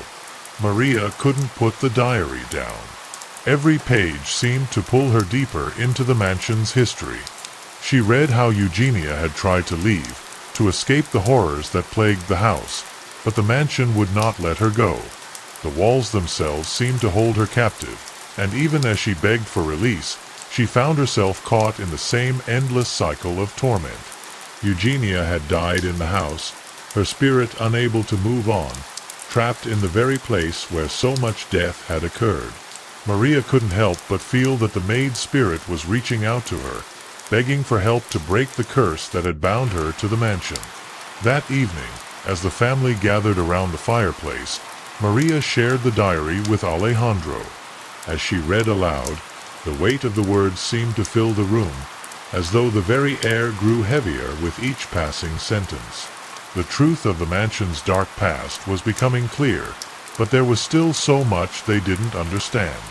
Who had Vicente's son been? Why had he returned to the mansion after all these years? And what was the significance of Eugenia's final entry, which seemed to hint at a way to release the spirits once and for all? The family needed to know more, but the answers were just out of reach, hidden deep within the walls of the mansion. Later that night, as Maria lay awake in bed, the whispers returned louder than ever. She could make out a few words, fragments of a sentence that sent a chill through her. "Find him, release us, he is the key." The voice seemed to be coming from everywhere and nowhere all at once. It felt as though the house was trying to tell her something, something she couldn't fully understand. But one thing was clear: the mansion wasn't just haunted, it was a prison, and the spirits trapped within its walls were desperate for release. The next morning, the family decided to search the mansion one final time. They had to find the truth, the full truth, if they were to ever escape this nightmare. The diary had given them a glimpse into the past, but they needed to know what had happened to Vicente's son. The answer, they felt, was somewhere within the mansion, hidden just beyond their reach. And they knew that they couldn't leave until they had uncovered every last secret. The Rodriguez family knew they were on the cusp of something far more sinister than they could have ever imagined. The diary had revealed the painful truth of the mansion's past, the brutal murder of Vicente's family by his son. Yet, even with this knowledge, the family was left with a deep sense of unease. They had uncovered the roots of the curse, but the full extent of the tragedy was still shrouded in mystery. Who was Vicente's son, and why had he returned after so many years? What was his connection to the mansion, and what exactly had happened in the final moments before the family's demise? Alejandro and Maria, unable to shake the mounting feeling of being trapped in the mansion's dark history, began searching the house again, more determined than ever. They scoured every room, examined every nook and cranny for more clues. The hidden door behind the bookshelf had led them to the discovery of the chest, the photographs, and Eugenia's diary, but there was still more to uncover. The answers were somewhere within these walls, buried beneath years of dust and decay. But the mansion had a way of keeping its secrets, and each step they took seemed to lead them deeper into its web. The family began by focusing on the family portraits that lined the walls. Many of the faces were familiar to them, as if they had seen them in the photographs tucked away in the chest. But there was something more disturbing about the paintings. As they studied the images, they noticed something peculiar. Some of the eyes seemed to follow them, shifting ever so slightly as they moved around the room. It wasn't just the paintings, it was the entire house. Everything felt as though it were alive, watching, waiting for them to uncover the truth. That evening, as the sun dipped below the horizon and darkness enveloped the mansion, the whispers returned. This time, they were louder, clearer, as if the spirits were growing more desperate. Alejandro and Maria sat in the living room, their minds racing with the implications of the diary's revelations. It wasn't long before the whispers grew into something more, a voice, unmistakably human, that spoke directly to them. "You must find him," the voice said, its tone cold and distant. "He is the key. He was here, in this house." Maria's heart raced. She recognized the voice. It was the same one that had called out to her in the night, the same voice that had whispered through the walls. The voice seemed to be coming from behind the painting of Vicente, the patriarch of the family. Without a word, Alejandro moved toward the painting, his hands trembling as he reached for the frame. As he pulled it from the wall, a hidden compartment was revealed, and inside was another letter, this one written in a hand that was much older than the other documents they had discovered. The letter was yellowed with age, the ink faded but still legible. It was a letter written by Vicente himself, and as they read it, the truth began to unravel. The letter described the growing tensions within the family, of the paranoia that had taken root in Vicente's mind. He spoke of his son, whom he had disowned many years ago, for reasons that were never fully explained. The son had returned to the mansion, a broken man, consumed by rage and vengeance. Vicente wrote that he feared for his life, for his son's return marked the beginning of something irreversible. But it wasn't just the return of his son that troubled him, it was something far darker. Vicente feared that the mansion itself had become cursed, that it had been tainted by blood. As Alejandro and Maria read the letter aloud, they felt the weight of its words settling over them like a shroud.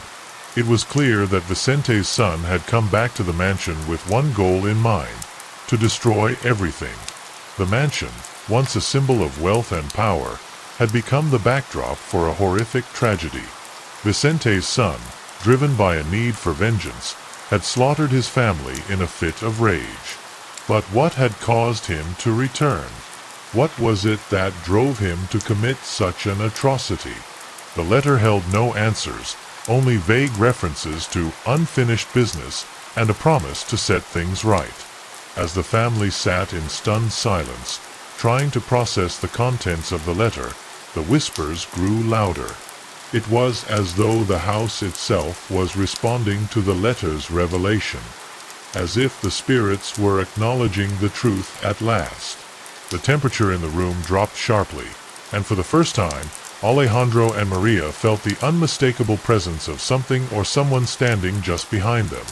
It was a feeling they couldn't shake, like an invisible force hovering over them, watching them, waiting for them to make their next move. The family knew they couldn't leave the mansion until they had uncovered the full truth. The spirits that haunted the house were restless, their anger palpable. But the more they learned, the more questions they had.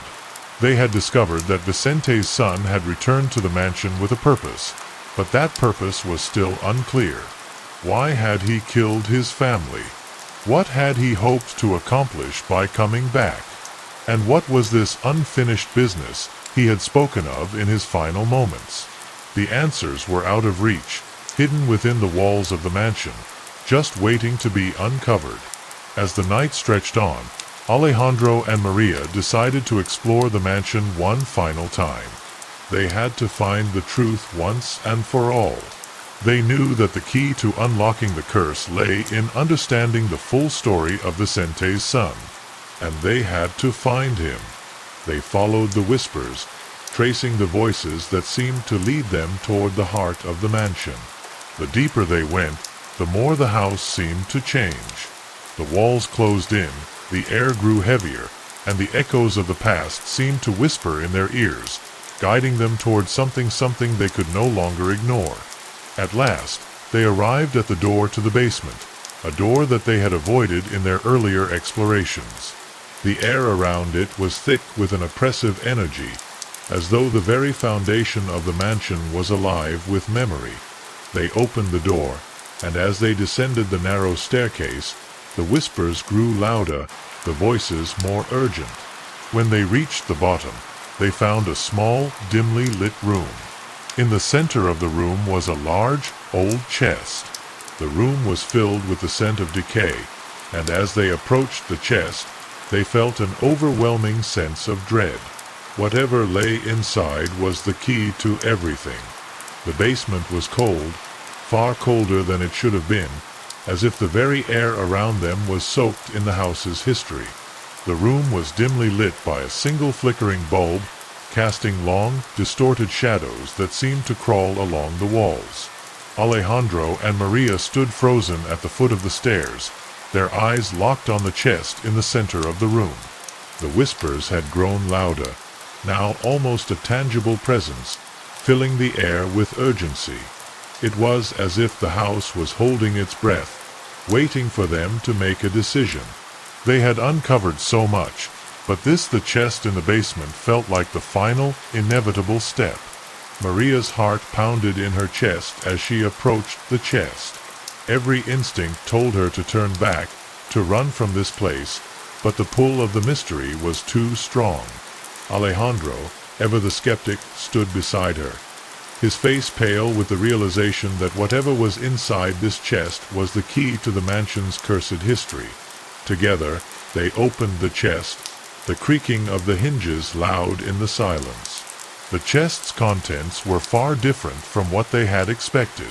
Inside, they found a collection of old, tattered belongings, personal effects that had been left behind by the mansion's original inhabitants. There were letters, diaries, and photographs, but what caught their attention was a small, intricately carved box. It seemed out of place among the clutter, its surface polished and smooth despite the years of neglect that had clearly consumed the rest of the room. The box was adorned with strange symbols that were eerily familiar to the ones they had seen earlier in the mansion.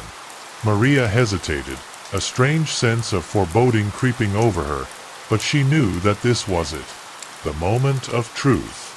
She opened the box, and inside, she found something that made her blood run cold: a small locket, its chain still attached, as well as a folded piece of paper.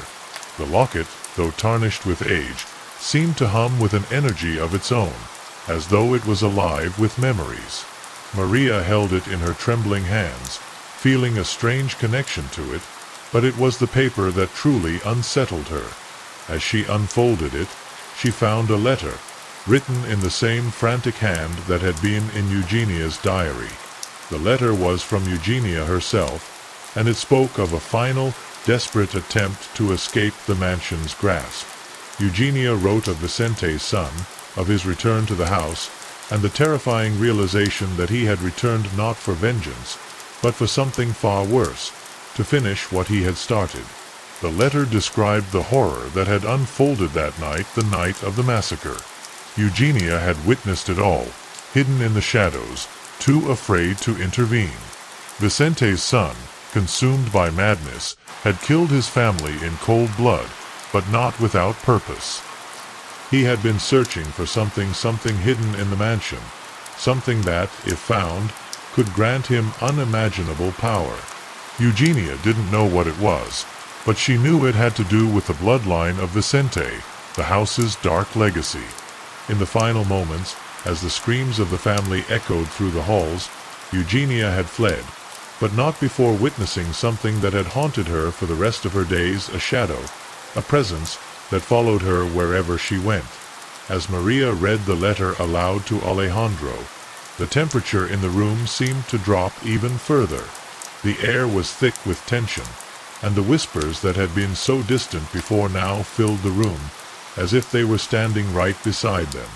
The spirits of the mansion were restless, their presence undeniable. It was then that they heard it, a soft, almost imperceptible sound. A voice, faint but unmistakable, whispered from the shadows, "Help me!" Maria's heart stopped in her chest. She turned toward the source of the voice, but the room was empty save for the chest and the items strewn about the floor. The voice had been real, though, she was certain of it. It wasn't just the wind or her imagination. The spirit of Eugenia was here, reaching out to them. The very air in the basement seemed to vibrate with the power of her presence. Alejandro, too, felt it, but he stood still, his body tense with fear. They were not alone. They never had been. The voice spoke again, this time more clearly, more urgently. "Find him. He is still here, trapped, just like me." The word sent a shiver down Maria's spine, and she looked at Alejandro, her eyes wide with fear and disbelief. What did it mean? Who was trapped? Was it Vicente's son? Or was it Eugenia herself, bound to the mansion by the bloodshed she had witnessed? The questions piled up, but before they could speak, the voice whispered one final time, "Release me." With that, the temperature in the room spiked, and the chest in front of them suddenly slammed shut, as though it had been forced closed by an unseen hand. The whispers stopped, the presence retreating back into the shadows. For a moment, everything was still.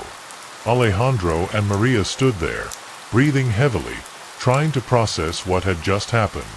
They were no closer to understanding the full truth, but the encounter with Eugenia's spirit had left them shaken, more certain than ever that they were trapped in a web of supernatural forces they couldn't fully comprehend. Maria clutched the locket tightly, feeling its warmth spread through her fingertips, and Alejandro, his hands trembling, turned to face her. "We need to find out what's going on," he said, his voice barely above a whisper. "There's something here, something we haven't uncovered yet. And it's not just the spirits who are trying to reach us." The mansion had changed. It was no longer just a house filled with echoes of the past. It had become a place where the past and present collided, where the spirits of the dead still lingered, desperate for release. They knew they had to confront the truth, no matter how terrifying it might be. The presence of Eugenia's spirit had made it clear. They were not just trying to uncover the history of the house. They were trying to free the souls that had been trapped within it for so long. And to do that, they would have to face the spirit of Vicente's son, the very man whose actions had started this chain of events. The air in the mansion had grown thick with tension. Every corner seemed to pulse with the weight of the secrets that had been buried here for so long. Maria and Alejandro could no longer deny that the mansion was more than just a place of eerie whispers and strange occurrences. It was a battleground for the souls of the past, a prison that had trapped spirits for generations. And now, they found themselves in the center of it all, caught between the living and the dead. Eugenia's desperate plea for help echoed in their minds, and they knew that if they were ever going to leave this place, they had to break the curse that bound the spirits to the mansion. The encounter with Eugenia's spirit had shaken them to their core, but it also gave them the clarity they needed. They understood now that the key to freeing the trapped spirits was confronting the one who had caused it all, Vicente's son, the murderer of his own family. It was his dark presence that had poisoned the house, his anger that had sealed the spirits in eternal torment. Eugenia's words were clear. Find him. He is still here, trapped just like me. And now, more than ever, Maria and Alejandro knew that their only hope for peace was to confront the spirit of Vicente's son and force him to face the crimes he had committed. They huddled together in the dimly lit living room, their minds racing as they tried to figure out how to end the curse. They had learned so much about the mansion's history, but they needed more answers, more understanding. Alejandro's voice broke the silence. We know what we have to do. We have to find the spirit of Vicente's son and make him face his actions. We need to force him to release the other spirits and end the curse. Maria nodded in agreement, her grip tightening around the locket they had found in the basement. It was a symbol now, a reminder that they had a responsibility to the spirits trapped within the house. They weren't sure how they would confront Vicente's son, or even where to find him, but they knew that the spirit had to be somewhere in the house. It was as if he had been waiting for them to uncover the truth. The whispers, the shadows, the chilling presence, they were all part of his unfinished business. The mansion itself seemed to know they were getting closer to the truth, its walls now a constant reminder of the horrors that had taken place. The family had no choice but to venture deeper into the heart of the mansion, to the very place where the curse had begun. After a long silence, Alejandro suggested they return to the basement. The room where they had found the chest and the locket felt like the epicenter of the mansion's supernatural energy. If they were going to break the curse, they needed to go back to where it all started. They gathered their courage and descended once again into the cold, dark basement. This time, however, they weren't just exploring, they were on a mission to confront the spirit and end the suffering that had plagued this place for so long. As they entered the basement, the temperature dropped noticeably, the air thick with an oppressive force. The chest was still there, sitting undisturbed in the center of the room, but the atmosphere had shifted. The whispers had returned, louder this time, and the air seemed to vibrate with an unseen presence. Alejandro's heart raced, but he didn't hesitate. He stepped toward the chest, lifting it with shaking hands, and peered inside once more. There was nothing new inside, just the same old belongings, the same forgotten memories. But something was different. It felt as though the very walls were alive with anticipation. Maria's eyes wandered to the far corner of the room, where the shadows seemed to gather. For a brief moment, she thought she saw a figure tall, shadowy, and indistinct standing in the darkness. She blinked, and it was gone, leaving her questioning whether she had really seen it at all. But the feeling of being watched never left. It was as though the spirit of Vicente's son was standing just beyond their reach, waiting for them to make the next move. Maria reached out and grabbed Alejandro's arm, her voice trembling. He's here. I can feel him. The realization hit them with full force. The mansion wasn't just haunted by echoes of the past, it was filled with an active, malevolent presence. Vicente's son wasn't a ghost who had passed into the afterlife. He was a force that was bound to the mansion, a spirit with unfinished business, feeding off the fear and despair of those who had entered. He had been waiting for them to come, for them to discover the truth and confront him. Now that they had uncovered the full extent of his crimes, They knew they couldn't avoid him any longer. They had to make a plan, and quickly.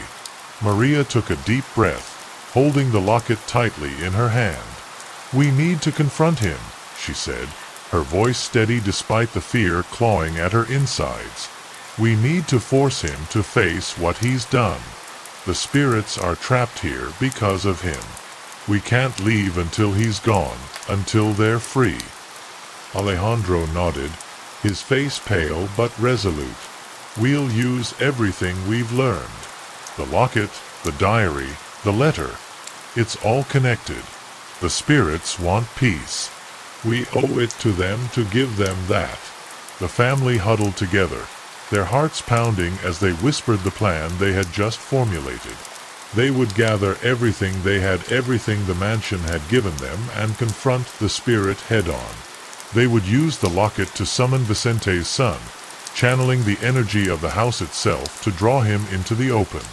Once they had him, they would force him to acknowledge his crimes and free the other spirits.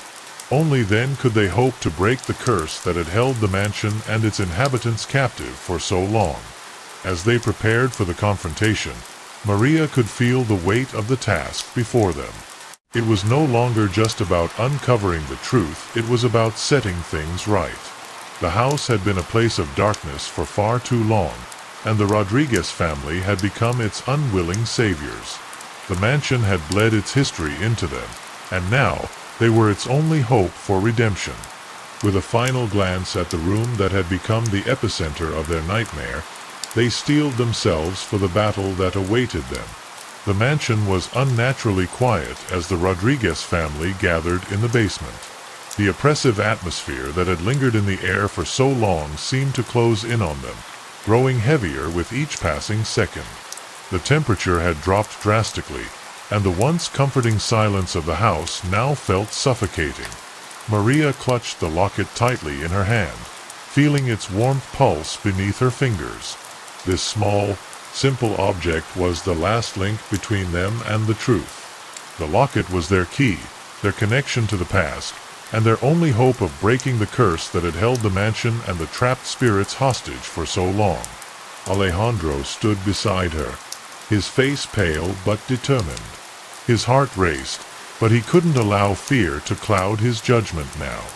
The time had come to face the truth, to confront the spirit of Vicente's son. Every piece of the puzzle had led them to this moment. The locket, Eugenia's diary, the cryptic whispers, it was all connected. The spirit of Vicente's son, the man who had murdered his family, had been bound to the mansion by his own actions. It was time to make him face the consequences of those actions, to force him to release the spirits he had trapped. As they approached the center of the room, the air seemed to grow thicker, charged with an unseen energy. The whispers, which had been echoing faintly in the background for days, became louder, more insistent, as if the house itself was aware of their plan. The walls seemed to hum with an ominous power, and the temperature dropped even further, until Maria could see her breath in the air. "He's here," she whispered, her voice trembling but firm. "He's waiting for us." Alejandro nodded, his grip tightening on the flashlight he held, and together they took a step forward. The moment they moved closer to the chest, the whispers stopped. The sudden silence was deafening, and for a brief, terrifying moment, they thought they had failed. But then the air shifted, and a cold, unnatural presence filled the room. The shadows seemed to stretch and twist, coalescing into a figure standing in the far corner of the room. It was Vicente's son, the murderer. His form was indistinct at first, a wraith-like figure emerging from the darkness, but as it solidified, it became clear that this was no ordinary ghost. This was a being consumed by rage and sorrow, his features twisted with years of torment. His eyes glowed with a cold, malicious light, and his very presence seemed to drain the warmth from the room. "You've come to finish what was started," the spirit said, his voice low and hollow, like the sound of the wind through a forgotten graveyard. His words sent a chill down Maria's spine, and she could feel the weight of his anger pressing down on her. You think you can undo what I've done? You think you can set these fools free? He sneered, his form flickering and distorting like a flame in the wind. They are mine, bound to me by blood and fate. You can't break the chains that bind them. You are all fools. Alejandro took a step forward, his voice steady despite the fear that clenched at his chest. We are not fools. You are the one trapped here, Vicente's son.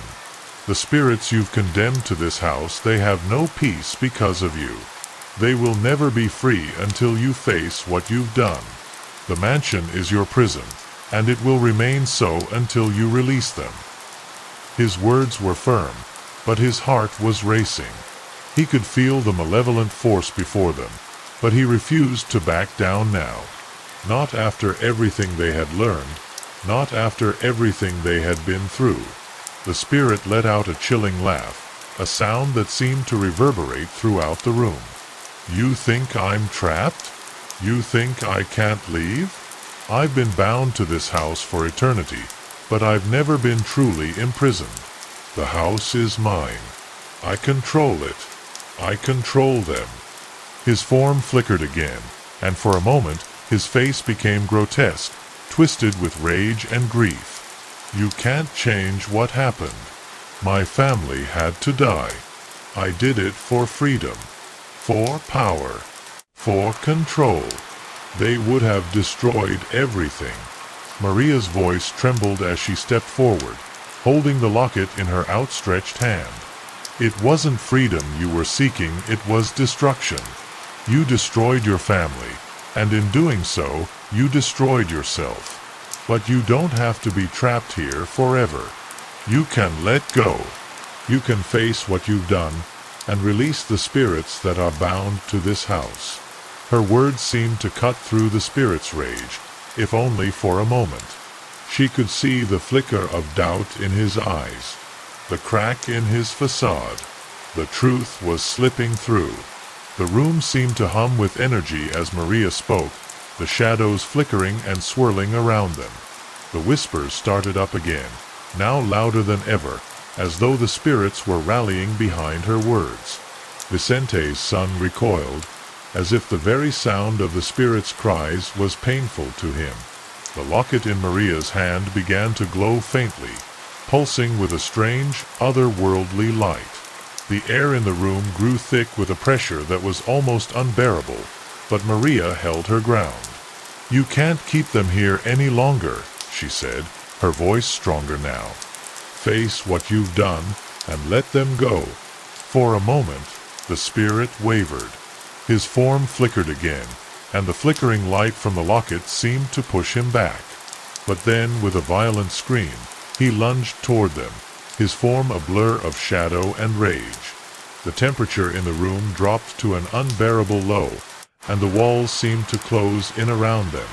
Maria and Alejandro stepped back, the coldness biting into their skin, but they didn't back down. They had come too far to turn back now. With a final, desperate cry, Vicente's son's form shattered into a cloud of darkness, dissipating into the air. The locket in Maria's hand grew brighter, and the oppressive pressure that had filled the room lifted, as though the mansion itself was exhaling a long-held breath. The whispers quieted, and the air seemed to warm once more. For a brief moment, it was as if the house had become still, peaceful even. The spirits were no longer trapped in eternal torment. The curse had been broken. The House of Laments. The Gomez family had been searching for the perfect home for months, a place to start anew after a life-altering accident forced their relocation. When they found the mansion, located on the outskirts of a small town, it seemed like a dream come true. The house was vast, with large windows that offered panoramic views of an overgrown garden, as if time had forgotten its passage within its walls. The mansion possessed the kind of forgotten grandeur that captured hearts with just one glance.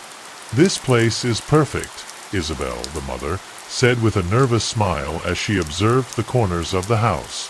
"We need a change, and this place has enough room for us to start fresh." The children, 14-year-old Mariana and her 9-year-old brother Sebastian, gazed at the details that decorated the mansion. The walls were a dark gray, adorned with tattered tapestries and portraits from a forgotten era. The air was thick with the scent of moisture and dust, as if the house had been waiting for someone to fill it again.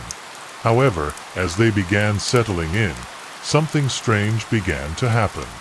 Every night, at the same hour, the lamentations began to fill the house. Soft, sorrowful sounds seemed to emanate from the walls themselves, as if someone was pleading in the dark. Isabel convinced herself it was the wind, but Sebastian was certain they were the voices of trapped souls, begging for help. Mariana had trouble sleeping, disturbed by the sense that they were not alone in the mansion. One night, while sitting down to dinner, Isabel froze and looked toward the fireplace. At that very moment, a dark figure swiftly crossed the threshold of the room. Her eyes widened, but she tried to cover it up. "It's probably just a draft," she said, her voice wavering slightly. However, Sebastian could not stop staring at the staircase where the shadow had disappeared. "Mom, who else lives here?" he asked in a low voice. "Just us," Isabel responded firmly, though a growing unease was beginning to settle in her chest. But the following nights only confirmed what they already suspected. Something was wrong. The laments grew louder and more persistent, and a strange coldness began to fill the hallways. Each time they tried to sleep, a palpable feeling of being watched hung in the air, like the house itself was alive and waiting for them. The chill that gripped the rooms was unnatural, as though the mansion was holding its breath. Mariana, the eldest, had always been skeptical of ghost stories and tales of the supernatural. But as the unsettling sounds and eerie feelings increased, even she could not deny the strange presence that lingered. The atmosphere in the mansion was heavy, thick with an oppressive energy. It felt as if the house itself was trying to communicate with them. But through what? And why? On a particularly cold evening, Isabel went to check on her children before bed. Mariana lay wide awake, staring at the ceiling, while Sebastian curled up under the covers, his eyes wide open. "Mom, I don't like it here," Sebastian whispered. Isabel ran her hand through his hair, trying to comfort him, but even she couldn't ignore the icy draft in the room. "It's just the house settling," she reassured, though she knew in her heart that there was something far more sinister at play. The family tried to ignore the strange occurrences, hoping it was just their imagination or the house's age causing the odd sounds.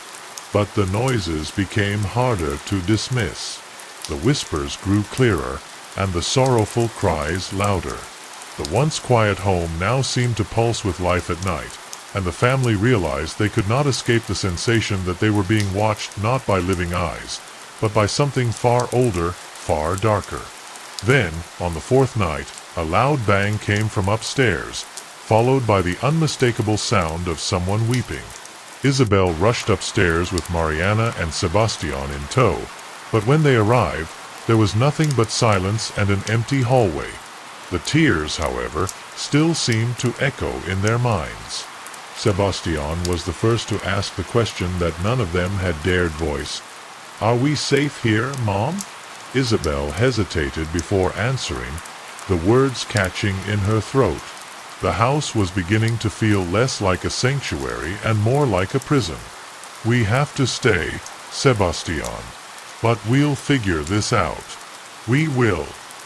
But deep inside, Isabel feared that they had already made a grave mistake moving in. The house, with its whispered litanies and strange happenings, was not a home. It was a warning, and the darker truths of its past were waiting to be uncovered. The days that followed became a blur of restless nights and uneasy days. Each morning, the Gomez family tried to maintain a sense of normalcy, but the house seemed to reject it. They would walk through the halls, their footsteps echoing as if the walls themselves were listening. Mariana began avoiding the upstairs rooms, often choosing to stay in the living room or the kitchen, trying to escape the unsettling feeling that followed her. Sebastian, on the other hand, had become more withdrawn, his playful nature replaced by a nervous tension he couldn't shake. One afternoon, as Isabel was tidying up the study, she heard the faintest sound, a soft sobbing that seemed to come from the walls themselves. She froze, heart pounding, unsure whether to investigate or ignore it. She tried to convince herself it was just the wind or the old pipes, but the cry was too clear, too desperate. When she reached the hallway, she found nothing. The house was still, too still, as if holding its breath. Mariana was the first to experience the presence more directly. She had gone upstairs to retrieve her journal from the room she'd been staying in, when she felt the unmistakable chill of someone standing behind her. The air thickened, and a shadow flickered just out of the corner of her eye. She spun around, but there was nothing except the darkened hallway and the oppressive silence. Her heart raced as she rushed back downstairs, but she couldn't shake the feeling of being watched. Sebastian's encounters were less subtle. One evening, while playing alone in the attic, he stumbled across an old trunk hidden in the corner. It was locked, but the moment he touched the lid, a sharp coldness ran through his fingers. The sobbing was louder here, the voices of anguish rising like a crescendo. He backed away in terror, knocking over a pile of old boxes, which sent a loud crash echoing through the house. When Isabel rushed up to him, she found him standing frozen, wide-eyed and pale, too frightened to speak. Isabel's concern grew with each passing day. It wasn't just the sounds or the fleeting shadows. There was something else. An oppressive weight seemed to hang over the house, seeping into every corner. At night, she began to dream of a woman with hollow eyes and a mouth twisted in pain, silently pleading. Each dream felt so real that Isabel would wake up gasping for air, her heart hammering in her chest. She tried to ignore it, to convince herself it was just stress, but deep down, she knew there was something more. One evening, after another restless night, Isabel decided to take action. She couldn't ignore the signs anymore. The house was not merely old, it was haunted, cursed even. She sat down with Mariana and Sebastian to discuss what they had all been experiencing. Their faces were pale, their eyes wide with the same mixture of fear and confusion. Sebastian clutched his stuffed bear tightly, as if it were the only thing keeping him grounded. "I think we need to find out what's happening here," Isabel said quietly. "This house, it's more than just a building. Something happened here, something terrible." Mariana nodded slowly, her gaze fixed on the old photographs lining the walls. "Maybe it's the past. Maybe the house is holding on to something." The next day, Isabel and Mariana decided to explore the attic further. They knew it was a risky move, but they needed answers. As they made their way up the creaky stairs, the air grew colder, the temperature dropping with each step. The attic was cluttered with old furniture, dusty boxes, and forgotten relics of previous inhabitants. It felt as though they were walking into another time, a time when the house had been alive with voices and laughter. It didn't take long for them to find the first clue. A small, leather-bound diary lay on the floor, half buried beneath a pile of newspapers. Isabel picked it up carefully, wiping off the dust. As she opened the pages, the writing seemed to jump off the paper, filled with sorrow and rage. The words spoke of betrayal, of a woman scorned, and a love turned deadly. The more they read, the clearer it became this house had witnessed something monstrous. Mariana's voice broke the silence.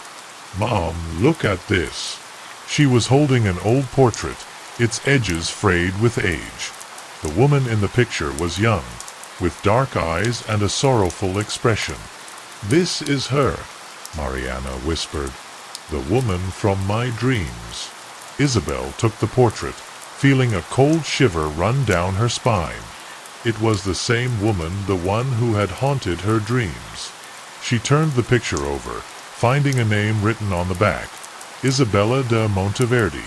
The name rang a bell, though Isabel couldn't place why. There was a nagging feeling in her chest, as if the answers were just beyond her reach. As they continued searching, Isabel began to feel a sense of dread washing over her. The house, once a silent witness to the passage of time, now seemed alive with a hunger for something. But what? And why had it chosen them? The discovery of the diary marked the beginning of a deeper, darker journey into the mansion's history. Isabel couldn't shake the feeling that the woman in the portrait, Isabella de Monteverde, was somehow connected to everything that had been happening. Her name echoed in Isabel's mind, as though the house itself was calling out for her to remember. As the days went on, the laments grew more pronounced, louder, almost urgent. It was as if the spirits knew that the family had uncovered something, and they were growing restless.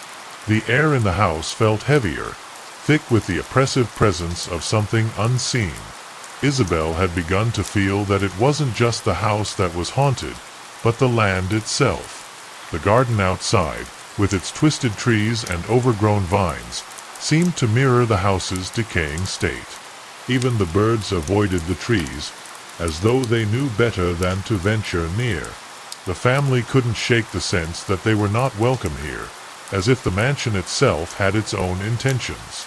Sebastian continued to experience nightmares, more vivid and terrifying than before. He would wake up screaming, his body drenched in sweat, unable to speak for minutes afterward. One night, he came running into his mother's room, his eyes wide with terror. "Mom, I saw her.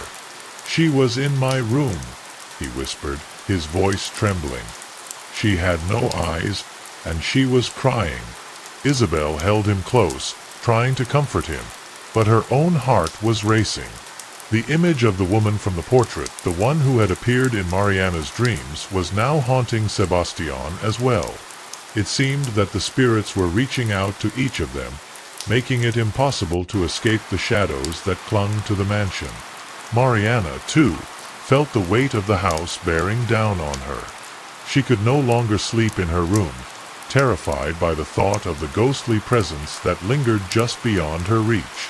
The walls of the mansion seemed to close in on her, and the lamentos that had once seemed distant were now right outside her door. It was as if the spirits were trying to communicate, but what they wanted, Mariana couldn't understand.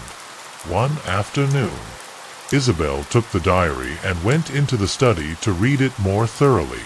The entries within it painted a grim picture of betrayal, jealousy, and murder.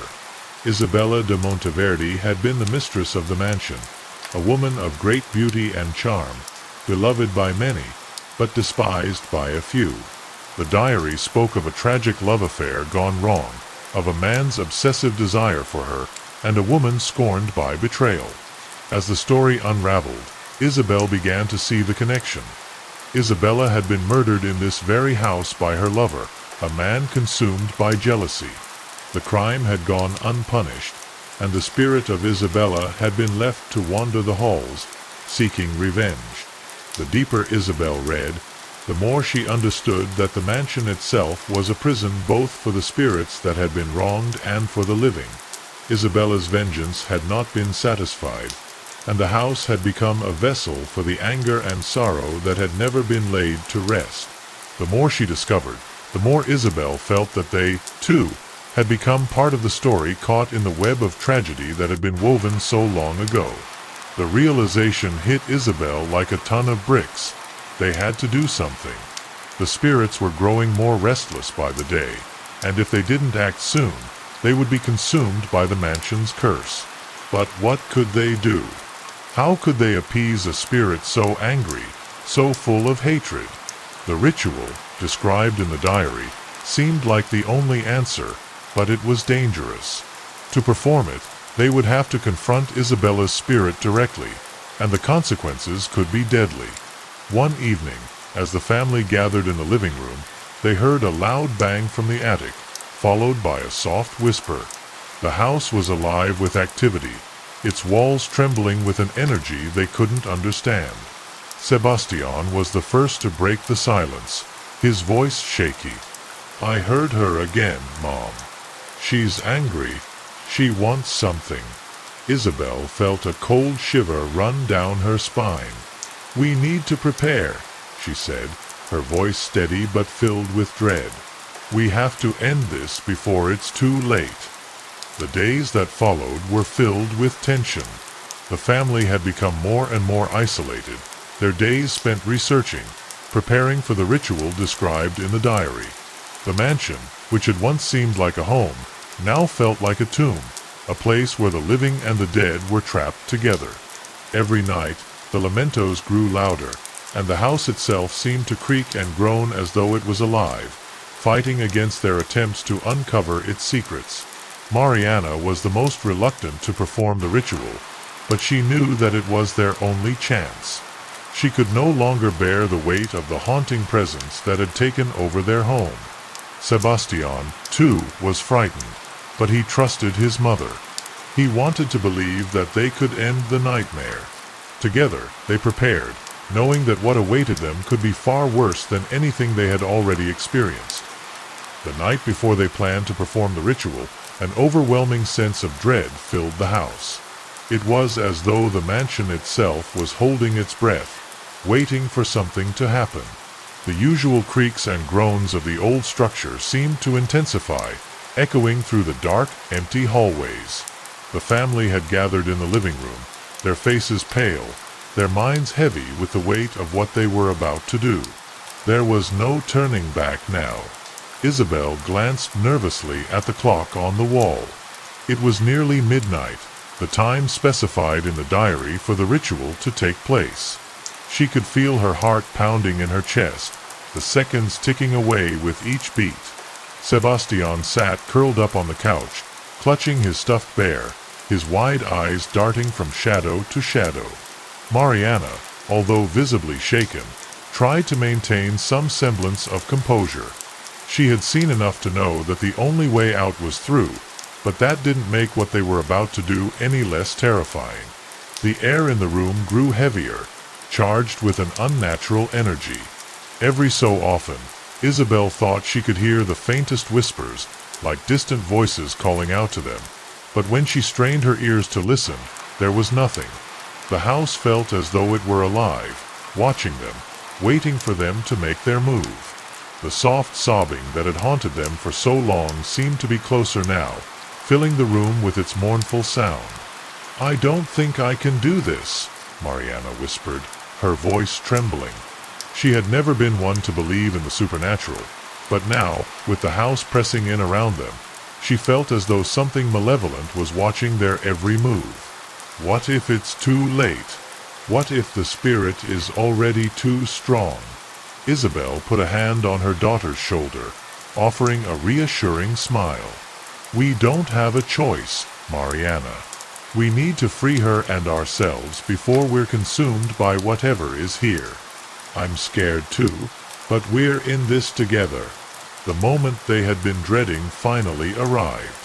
Isabel opened the leather-bound diary once more and read through the ritual instructions. The words seemed to pulse with energy, their meanings shifting with every read-through. The ritual was intricate, involving candles, specific incantations, and the invocation of spirits. It required a personal sacrifice, something of deep emotional value, to release the souls trapped within the house. A shudder ran down Isabel's spine as she read aloud the words that would bind them to the ritual. "Are you sure we can do this?" Mariana asked again, her voice faint. The doubt was still present in her eyes, though she knew that the answer was inevitable. There was no going back now. Isabel nodded, her face set in grim determination. She knew what had to be done.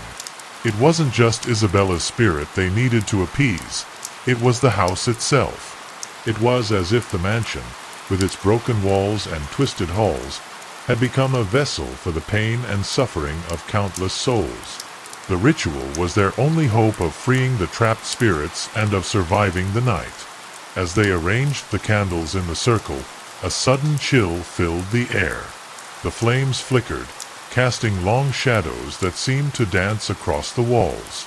The whispers grew louder, now unmistakable agonized voices that seemed to call their names. Sebastian huddled closer to his mother, his eyes wide with fear. He couldn't understand what was happening, but he could feel the terror that gripped the house. Isabel took a deep breath and spoke the first incantation. Her voice trembled, but she held her ground. The words were foreign, ancient, and they seemed to hum with power as they left her lips. With each syllable, the house seemed to respond, the temperature dropping even further. The shadows in the corners of the room grew thicker, more solid, and for a moment, Isabel thought she could see figures watching them from the darkness. Suddenly, the sobbing intensified, filling the room to an almost unbearable level. It was as though the walls themselves were crying, mourning the souls that had been trapped for so long. A deep, guttural voice joined the cries, a voice that seemed to come from the very foundations of the house. "Release me," it whispered, its tone low and threatening. "Release me, or you will all perish." The air grew colder, and a strange pressure seemed to push down on them. Isabel felt as though the house itself were trying to crush them, to break them under its weight. She struggled to focus, to continue the ritual, but the fear was becoming overwhelming. She felt as though something dark and powerful was clawing its way out from beneath the floorboards, something that would stop at nothing to prevent them from succeeding. Despite the terror, Isabel pressed on, the final words of the ritual heavy on her tongue. She knew that if they didn't complete it, they would never leave this house alive. As she uttered the last phrase, the room seemed to hold its breath, the house going deathly silent. For a moment, there was nothing. The whispers stopped, the sobbing ceased, and the shadows in the corners of the room vanished. But then, a piercing scream erupted from the attic, so loud and full of anguish that it rattled the windows. The sound was enough to shake the very bones of the house. Isabel and Mariana gasped, and even Sebastian recoiled in fear. The spirit of Isabella de Monteverde had awoken, and it was angrier than ever. The scream from the attic seemed to reverberate through the entire mansion, shaking its very foundations. It wasn't a human sound, it was something much darker, filled with rage and sorrow. The walls trembled with the force of it, and the air turned frigid. Sebastian clutched his mother's arm, his small body shivering in terror. Isabel felt the fear rising in her chest, but she forced herself to stay focused. The ritual had been completed, but something had gone terribly wrong. Isabella's spirit was not at peace. It was furious. Mariana stood frozen, staring up the staircase that led to the attic. Her mind screamed at her to run, to escape the house, but her feet wouldn't move. Something was pulling her toward that attic, something that demanded her presence. The sobbing began again, louder now, mingled with the howling wind that seemed to have come from nowhere. It felt as if the house itself had come alive, and all of its dark secrets were stirring, hungry for release. "Stay together," Isabel said firmly, her voice trembling but resolute. "We need to face this. We need to confront her." The three of them slowly made their way toward the staircase. Each step seemed to echo through the house, as though the mansion were trying to stop them from going any further. The air grew heavier, the temperature plummeting with each passing moment. When they reached the attic door, Isabel hesitated, her hand trembling as it reached for the old, rusted knob. The sobbing grew louder still, and an oppressive pressure seemed to settle in the room, as though the spirit was watching them, waiting for them to make a move. With a deep breath, Isabel pushed the door open. The attic was dark, the only light coming from the faint glow of the candles they had placed downstairs. The room felt suffocating, filled with a malevolent energy that pressed in from every corner. Dust hung thick in the air, and the shadows seemed to shift and move with a life of their own. It was as though the attic itself had become a gateway to the unknown, a place where the veil between the living and the dead had thinned. As they stepped inside, the temperature dropped even further. Sebastian whimpered, his small body shaking as he clung to his mother's side. "I don't want to go in there, Mom," he said, his voice barely above a whisper. "It's so cold, and she's here." Isabel knelt down, holding him close, trying to comfort him. "We have to face her, Sebastian. We have no choice. But I'm right here, okay? I won't let anything happen to you." Mariana, despite her own fear, stood tall beside them.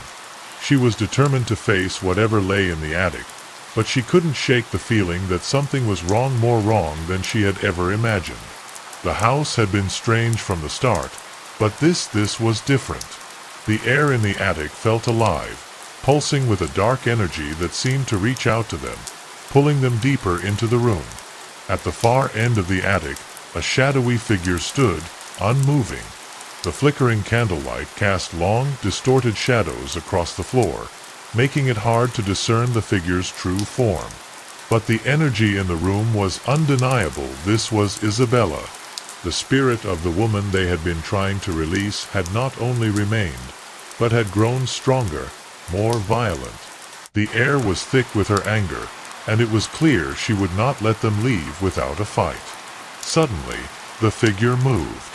It was swift, unnaturally fast, its form shifting and contorting with each step. The sobbing turned into a wail, a high-pitched sound that cut through their minds like a blade. "Why did you come here?" the voice hissed, a whisper so low and guttural it seemed to come from within the walls themselves. "You cannot escape. You cannot leave. This house is mine." Isabel felt a coldness spread through her chest, a sense of hopelessness threatening to overwhelm her. She had read the diary, she had performed the ritual, but none of it had prepared her for this. Isabella's spirit was not the vengeful woman she had expected. She was something far darker, more powerful, an entity that had been fed by the mansion's pain and suffering for decades. Mariana stepped forward, her voice trembling but determined. "We didn't come here to hurt you," she said, her words shaking with fear but firm in their resolve. "We just want to help you. We want to free you from this place." The figure paused for a moment, its form flickering in the candlelight. The sobbing stopped abruptly, leaving an eerie silence in its wake. For a brief second, Isabel thought there might be a chance, that maybe they had a shot at freeing Isabella's spirit after all. But the silence was short-lived. "No one can leave," Isabella's voice whispered again, this time laced with venom. "Not until I have what is mine. You are all trapped here, like I was, like we all were." The shadows in the attic deepened, swirling around them like a storm. The temperature plummeted further, and Isabel's breath caught in her throat. The figure of Isabella began to move toward them again, her form becoming more distorted, her eyes hollow pits of blackness. The spirit was no longer the beautiful woman from the portrait, it had become something far more terrifying. Isabel backed away slowly, pulling Sebastian and Mariana with her. They had to get out of the attic now. The house was closing in on them, the very walls seeming to move with the force of Isabella's anger. The spirit had been awakened, and now it was determined to destroy them all. The pressure in the attic grew unbearable, each breath colder than the last. Isabel could feel her heart pounding in her chest, each beat reverberating through her body as if the house itself was amplifying her fear. The walls seemed to be closing in, and the shadows twisted and stretched like hands trying to pull them deeper into the darkness. Isabella's wail echoed through the attic, vibrating through the wooden floorboards. It was a sound so full of anguish that it felt like it was tearing at their very souls. Isabel pulled Mariana and Sebastian back toward the stairs, her mind racing. They had to leave. They couldn't fight Isabella's wrath, there was no way they could confront that kind of power. She could feel the spirit's hatred pressing down on them, a crushing weight that made it hard to breathe. Every step she took away from the attic seemed to fuel Isabella's rage, the sobbing and wailing growing louder with each passing second. As they neared the stairs, the door slammed shut behind them with a deafening crash. The house trembled beneath their feet, as though the very structure itself was fighting them, preventing their escape. A cold wind rushed down the stairs, pushing them back into the hallway. Sebastian screamed, clutching his mother's arm, his face pale with terror. "She's not letting us leave. We can't get out, Mom." Isabel's mind raced, trying to come up with a solution, but there was no clear way out. The house seemed to have taken on a life of its own, moving against them, trapping them in its web. Every door they tried was locked. The walls seemed to shift and change as they moved through the house, making the once familiar hallways appear unrecognizable. The lamentos had become deafening, like a choir of tortured souls crying out in agony. Mariana's voice broke through the noise, frantic with fear. "What if we're trapped here forever, Mom? What if this is it?" Isabel looked at her daughter, her eyes filled with desperation. "We can't think like that. We need to find a way to end this before she consumes us all." The house creaked ominously around them, as though it was listening to their words, as if it were waiting for them to make their next move. The air was thick with tension, the shadows growing darker with each second. Suddenly, a figure appeared in the doorway ahead, a dark, distorted version of Isabella, her face twisted with rage, her eyes empty voids of black. The air around her seemed to warp, making it impossible to focus on her form for more than a second. Without warning, the figure lunged forward, her icy fingers reaching for them. The cold was suffocating, as though her touch would freeze their very souls. Isabel pulled Sebastian and Mariana back, but they were forced to retreat down the hallway, desperate to escape the spirit's grasp. As they ran, the air grew thicker, heavier. The walls seemed to pulse with a dark, oppressive energy, as if the house itself was feeding on their fear. "Run!" Isabel shouted, her voice hoarse with panic. "We need to get to the basement. The ritual, it has to be finished." But as they reached the staircase leading to the basement, they found the stairs had shifted. Where there had once been solid steps, now there was only darkness, a deep, endless void that seemed to stretch downward. The house had become an unrecognizable labyrinth, each corner leading to more confusion and despair. Sebastian clung to his mother, trembling with fear. "What's happening to us, Mom? Why won't it stop?" "We have to finish what we started," Isabel said through gritted teeth, her resolve hardening. "This house is built on the pain of those who died here. We need to confront Isabella's spirit once and for all." Mariana glanced around, her eyes scanning the darkened hallway. "But how? How can we stop her?" Isabel turned to face her children, determination filling her voice. "The ritual, it wasn't complete. We have to find the final piece, the sacrifice. We need to give something up to release the spirits trapped here." The walls seemed to groan in response, a low, mournful sound that echoed through the halls. A cold wind swirled around them, carrying with it the faint whispers of the tortured souls. The house was alive, and it was angry. They turned back to face the hallway, their path forward uncertain. But one thing was clear: the house was not going to let them leave without a fight. If they were going to survive, they had to finish what they had started. The only question was whether they would make it out alive, or if the mansion's curse would claim them as its next victims. The walls of the mansion groaned, their creaks and moans echoing through the tense air. The family was trapped. Each hallway they ran down seemed to lead them in circles, each turn taking them deeper into the heart of the house's madness. The very air around them felt thick and suffocating, as though the house itself was alive, watching, waiting. The spirits that had been calling out to them now seemed to jeer at their attempts to escape, mocking their fear. Sebastian whimpered in his mother's arms, his small body trembling from the cold that had seeped into their bones. "I don't want to die here, Mom," he said, his voice barely a whisper. His fear was palpable, his young mind unable to fully grasp the horror of what was happening around them. He clung to his mother like a lifeline, his eyes wide with terror. Isabel squeezed him tighter, trying to push back the overwhelming sense of dread that threatened to swallow them whole. "We're not going to die here," she said, her voice sounding more certain than she felt. "We're going to get out, I promise." They had to finish what they started. The ritual was the only way.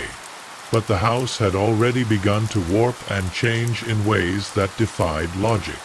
The stairs to the basement had disappeared, and now even the doors seemed to be shifting and changing at will. Every time they tried to escape, the house blocked their path, trapping them in a maze of confusion and fear. It was as if the mansion itself was deliberately preventing them from reaching their goal. "We can't just keep running," Mariana said, her voice trembling but filled with determination.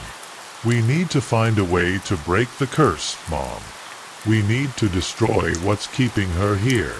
Isabel nodded, trying to summon every ounce of strength within her. "We need to find the source." The book mentioned a ritual that required a sacrifice, a personal offering to release the spirits. But it didn't say what that sacrifice was. "We have to figure out what it means." The family made their way down another dark hallway, their footsteps the only sound in the heavy silence. Every shadow seemed to hold something more sinister, and the temperature had dropped so low that they could see their breath in the air. The house was growing colder by the minute, and the sense of danger was becoming impossible to ignore. Sebastian flinched as a loud bang sounded from behind them, and when they turned, they saw a door slowly creaking open by itself, revealing an empty room shrouded in darkness. The house was playing with them, pulling them into its web. But Isabel wasn't about to give in. "Stay close," she said. "Don't go near the room." They passed the door, but the cold from within seemed to chase them, following them down the hall like an invisible hand. It was then that Isabel felt a shift in the atmosphere. It was as if the house had momentarily fallen silent, as if it were waiting for them to make their next move. Mariana, whose eyes had been darting around nervously, stopped dead in her tracks. "Look," she said, pointing to a set of stairs that had appeared where there had been none moments before. It led down into an even deeper part of the house, a place that felt wrong, unnatural. Isabel's heart skipped a beat. This was it. This was where they had to go. The stairs led to the cellar, and though it felt like a trap, it was their only option. The final part of the ritual had to be performed in the heart of the house, and the cellar had always been the mansion's dark core, the place where secrets were buried. With a deep breath, Isabel led the way, her footsteps steady despite the fear threatening to swallow her. The shadows on the walls seemed to shift, creeping up the stairs after them as they descended. The closer they got to the cellar, the colder it became, until they were enveloped by an almost unbearable chill. As they reached the bottom, the cellar door slammed shut behind them, plunging them into complete darkness. They fumbled for the candles they had brought with them, lighting them one by one. The light flickered, casting long shadows on the stone walls. It was then that they noticed something strange. Etched into the stone floor was a circle, surrounded by symbols they didn't recognize. The air around them seemed to hum with energy, as if the space itself was alive. "This is where it ends," Isabel whispered, staring down at the markings. "The final part of the ritual is here. We have to finish it." The sound of whispering voices grew louder in the darkness, the lamentos now surrounding them, almost suffocating. They could hear the sobs and cries of the spirits, all desperate for release. But one voice rose above the others, Isabella's voice, filled with fury and sorrow. "You came too late," the voice hissed, cold and venomous. You should have never come. This house is mine, and now you will pay the price." Isabel could feel the weight of the spirit's malice pressing down on them, but she refused to give in. They had come this far, and they weren't going to stop now. The air in the cellar was thick, suffocating. The whispers and cries of the trapped spirits swirled around them, as though the very walls were alive, pulsing with anguish. Isabel's heart raced in her chest, the weight of what they had to do pressing down on her like an unrelenting force. The circle etched into the stone beneath their feet seemed to glow faintly, as if it were waiting for them to complete the ritual that had been interrupted so many years ago. Isabella's voice rose again, louder and more furious. "You cannot escape me. You cannot leave this place. You will join us, just like the others who dared to enter my domain." Isabel clenched her fists, forcing herself to stay calm despite the overwhelming sense of dread that threatened to paralyze her. They had come this far, there was no turning back. "We're not here to harm you," she said, her voice steady but filled with the weight of their mission.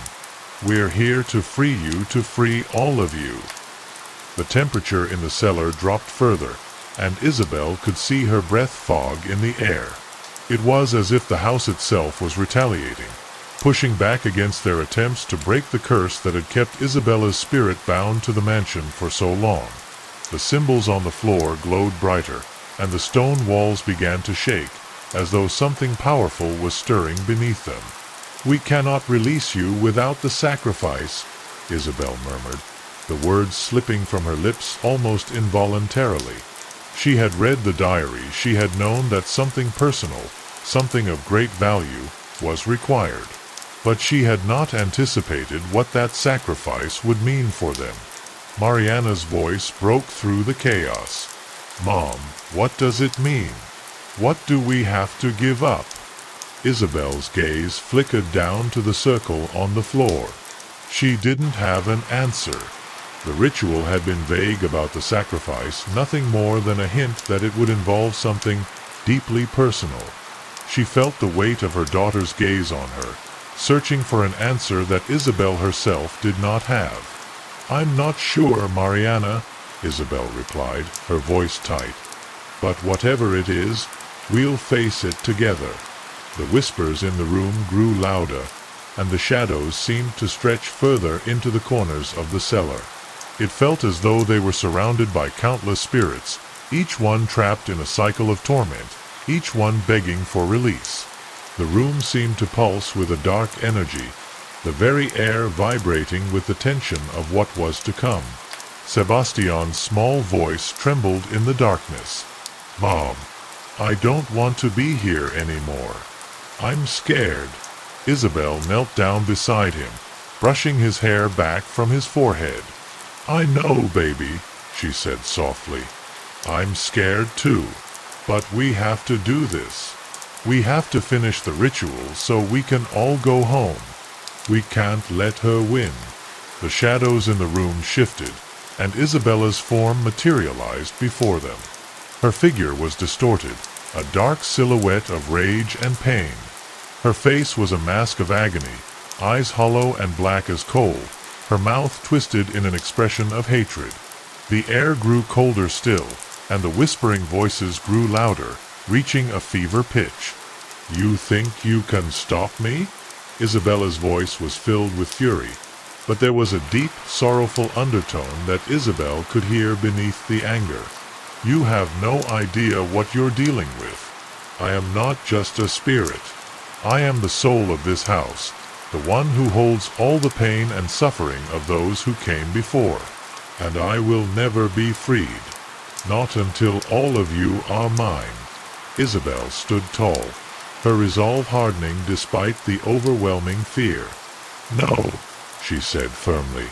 "You may have been trapped here, but we are not. We will break this curse, and you will be free just as all the others will be."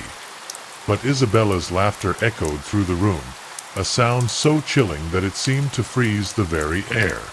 "You cannot save me," she sneered. "The house has already claimed you. Your fates are sealed. The room seemed to close in around them, the walls vibrating with Isabella's power. The circle on the floor burned with a bright, eerie light, the symbols shifting and twisting as though alive. Isabel felt her chest tighten, her breath coming in short gasps. The ritual had to be completed, but the price of finishing it seemed higher than she had ever imagined. Sebastian, still clinging to his mother, looked up at her with wide, terrified eyes. "Mom, what do we do?" Isabel's heart broke for him. She had promised him they would get out. But now, with Isabella's spirit more powerful than ever, she wasn't sure if that promise could be kept. Still, there was no choice. The ritual had to be completed. But what would it take to break the curse? And more importantly, what would be left of them when it was over? The tension in the cellar was palpable, suffocating, and Isabel felt the weight of the impending choice bearing down on her. Isabella's malevolent form loomed before them, her eyes black as night, her voice an unholy echo that vibrated through the stone walls. It felt as though the very foundation of the mansion was shaking in response to her fury. Isabel's pulse thundered in her ears as she stood, trying to steady herself. She had to finish this ritual not just for her children, but for all the souls trapped within this cursed house. Isabella's laughter was a guttural sound, dripping with malice. "You think you can break me, break this house?" she hissed, the room growing colder with each word. "I have existed long before you came. I have claimed the lives of so many, and I will claim yours too. You cannot destroy me." The whispers grew louder, more frantic. They were no longer just voices, they were wailing, pleading souls that begged for release, for an end to their torment. But the closer Isabel stepped to the glowing circle on the floor, the more the shadows seemed to pulse with energy, pushing her back. The air grew thick with the sense of something ancient and powerful, something that had been waiting for this very moment. Sebastian clung to her side, his tiny body trembling with fear. "Mom, she's going to hurt us," he whispered, his voice barely audible over the cacophony of wails and whispers. "We're going to die here." Isabel swallowed hard, trying to keep the panic from overtaking her. She knew that her son was terrified, and she felt that same terror gnawing at her, threatening to consume her. But she had to hold on. She had to stay strong. "No, Sebastian," she said firmly, her voice a whisper of reassurance in the chaos. "We won't die here. We'll finish this ritual, and we'll be free." The house seemed to respond to thickening with a malevolent force. Isabella's form flickered, shifting between solid and shadow, like a creature of nightmares. "You are nothing but fools," Isabella spat, her voice dripping with venom. "You think you can undo centuries of torment? You think your petty ritual will release me? You are nothing compared to the power of this place." Isabel's heart raced, but she couldn't let the spirit break her resolve. She turned to Mariana, who was still by her side, her face pale but determined. "Mariana," she whispered, "we need to give something up, something of ourselves. It's the only way to end this. We need to be strong." Mariana nodded slowly, her lips trembling, but her gaze was steady. "We can do this, Mom. We're stronger than she is. We have to be." Isabel looked back at the glowing circle on the floor. The symbols around it seemed to shift, warping as though they were alive. She could feel the air hum with energy, could feel the spirit's presence pressing in on them. The house was closing in on them, and it seemed like there was no way out. "I don't know what the sacrifice is," Isabel admitted, her voice shaking slightly. "But whatever it is, we have to do it. We have to give everything. It's the only way we can break this curse." As she spoke the words, a sudden gust of cold wind howled through the cellar, extinguishing the candles they had lit. The room was plunged into darkness. The shadows swirled around them, a suffocating blackness that threatened to consume them. But as the darkness deepened, a faint light appeared at the center of the circle, illuminating the symbols that had been etched into the stone floor. Without warning, a figure stepped out from the shadows. It was Isabella, her face contorted with rage and pain, her mouth twisted in a silent scream. She was no longer a mere apparition. She was something far worse, a creature of pure malice, a force that was both spirit and substance. Her eyes locked onto Isabel, filled with a burning hatred that could sear the soul. "You dare defy me?" Isabella's voice was like a whip, cracking through. Isabel stood her ground, refusing to let fear overtake her. She could feel the power of the house pressing in on her, but she held her ground. She could see the way Isabella's form flickered and wavered. This wasn't just a ghost. This was something older, something that had been twisted by centuries of hatred. "I'm not afraid of you," Isabel said, her voice strong despite the fear coursing through her veins. Isabella's eyes narrowed, and with a flick of her hand, the very air seemed to twist. The cellar shook violently, and the ground beneath their feet cracked open, as if the house itself was protesting their defiance. Isabel felt herself being pulled toward the center of the circle, the shadows swirling violently around her. But she didn't fight it. She knew what had to be done. "Take what you must," Isabel said, her voice a low whisper. "But I will free this house. I will free these souls." A blinding light erupted from the circle, and for a moment everything went silent. The shadows vanished, the whispers ceased, and the house seemed to hold its breath. The light grew brighter, overwhelming the room with its intensity. And in that moment, Isabel knew this was it. The ritual was complete. The light that had exploded from the circle seemed to expand, flooding the entire cellar. The shadows retreated, sucked into the brilliant glow as if they could no longer exist in the presence of such purity. For a brief moment, it felt as though time itself had stopped. The screams, the whispers, the wailing of the trapped souls all faded into nothingness. The house, which had been alive with fear and anger, now seemed to hold its breath. Everything stood still, suspended in the aftermath of the ritual. Isabel stood in the center of the circle, her arms outstretched, her body trembling from the power that surged through her.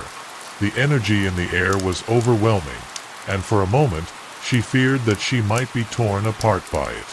But she remained still, holding her ground. She had made her sacrifice, had given everything she could to finish what had been started. She had freed the house's trapped souls, and she would be free too. Then, with a sudden force, the light began to fade, its brilliance retreating back into the circle. The air began to warm, the oppressive cold lifting from their bodies. The shadows returned to the edges of the cellar, but they were no longer the twisted, malicious things they had been before. Instead, they seemed to fade, melting into the walls like a bad dream vanishing in the light of morning. The oppressive weight that had been pressing on them for so long began to lift, and Isabel could feel it. The presence that had haunted them was finally gone. Sebastian, who had been clinging to his mother, looked up at her, his eyes wide with wonder. "Is it over?" he asked softly, his voice filled with a mixture of fear and hope. Isabel nodded, her face pale but filled with relief. She felt the tension in her body slowly begin to unwind. "Yes, Sebastian, it's over now." Mariana, standing beside them, exhaled a shaky breath, her eyes wide with disbelief. She had been so sure that they were doomed, that they were trapped in the mansion's curse forever. But now, as the light faded and the house began to return to a semblance of normalcy, she couldn't help but feel that the nightmare had finally ended. "We did it, Mom.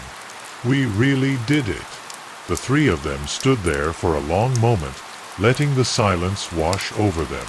The cries of the spirits were gone, replaced by an eerie stillness that hung in the air. The house, once a place of torment and terror, now felt almost peaceful. It was as though the very walls were sighing in relief, as if they too were finally free from the weight of their past. The mansion no longer seemed alive with darkness and malice, but instead, it felt like a place where healing could begin. Isabel turned to look at the broken, once cursed mansion around her.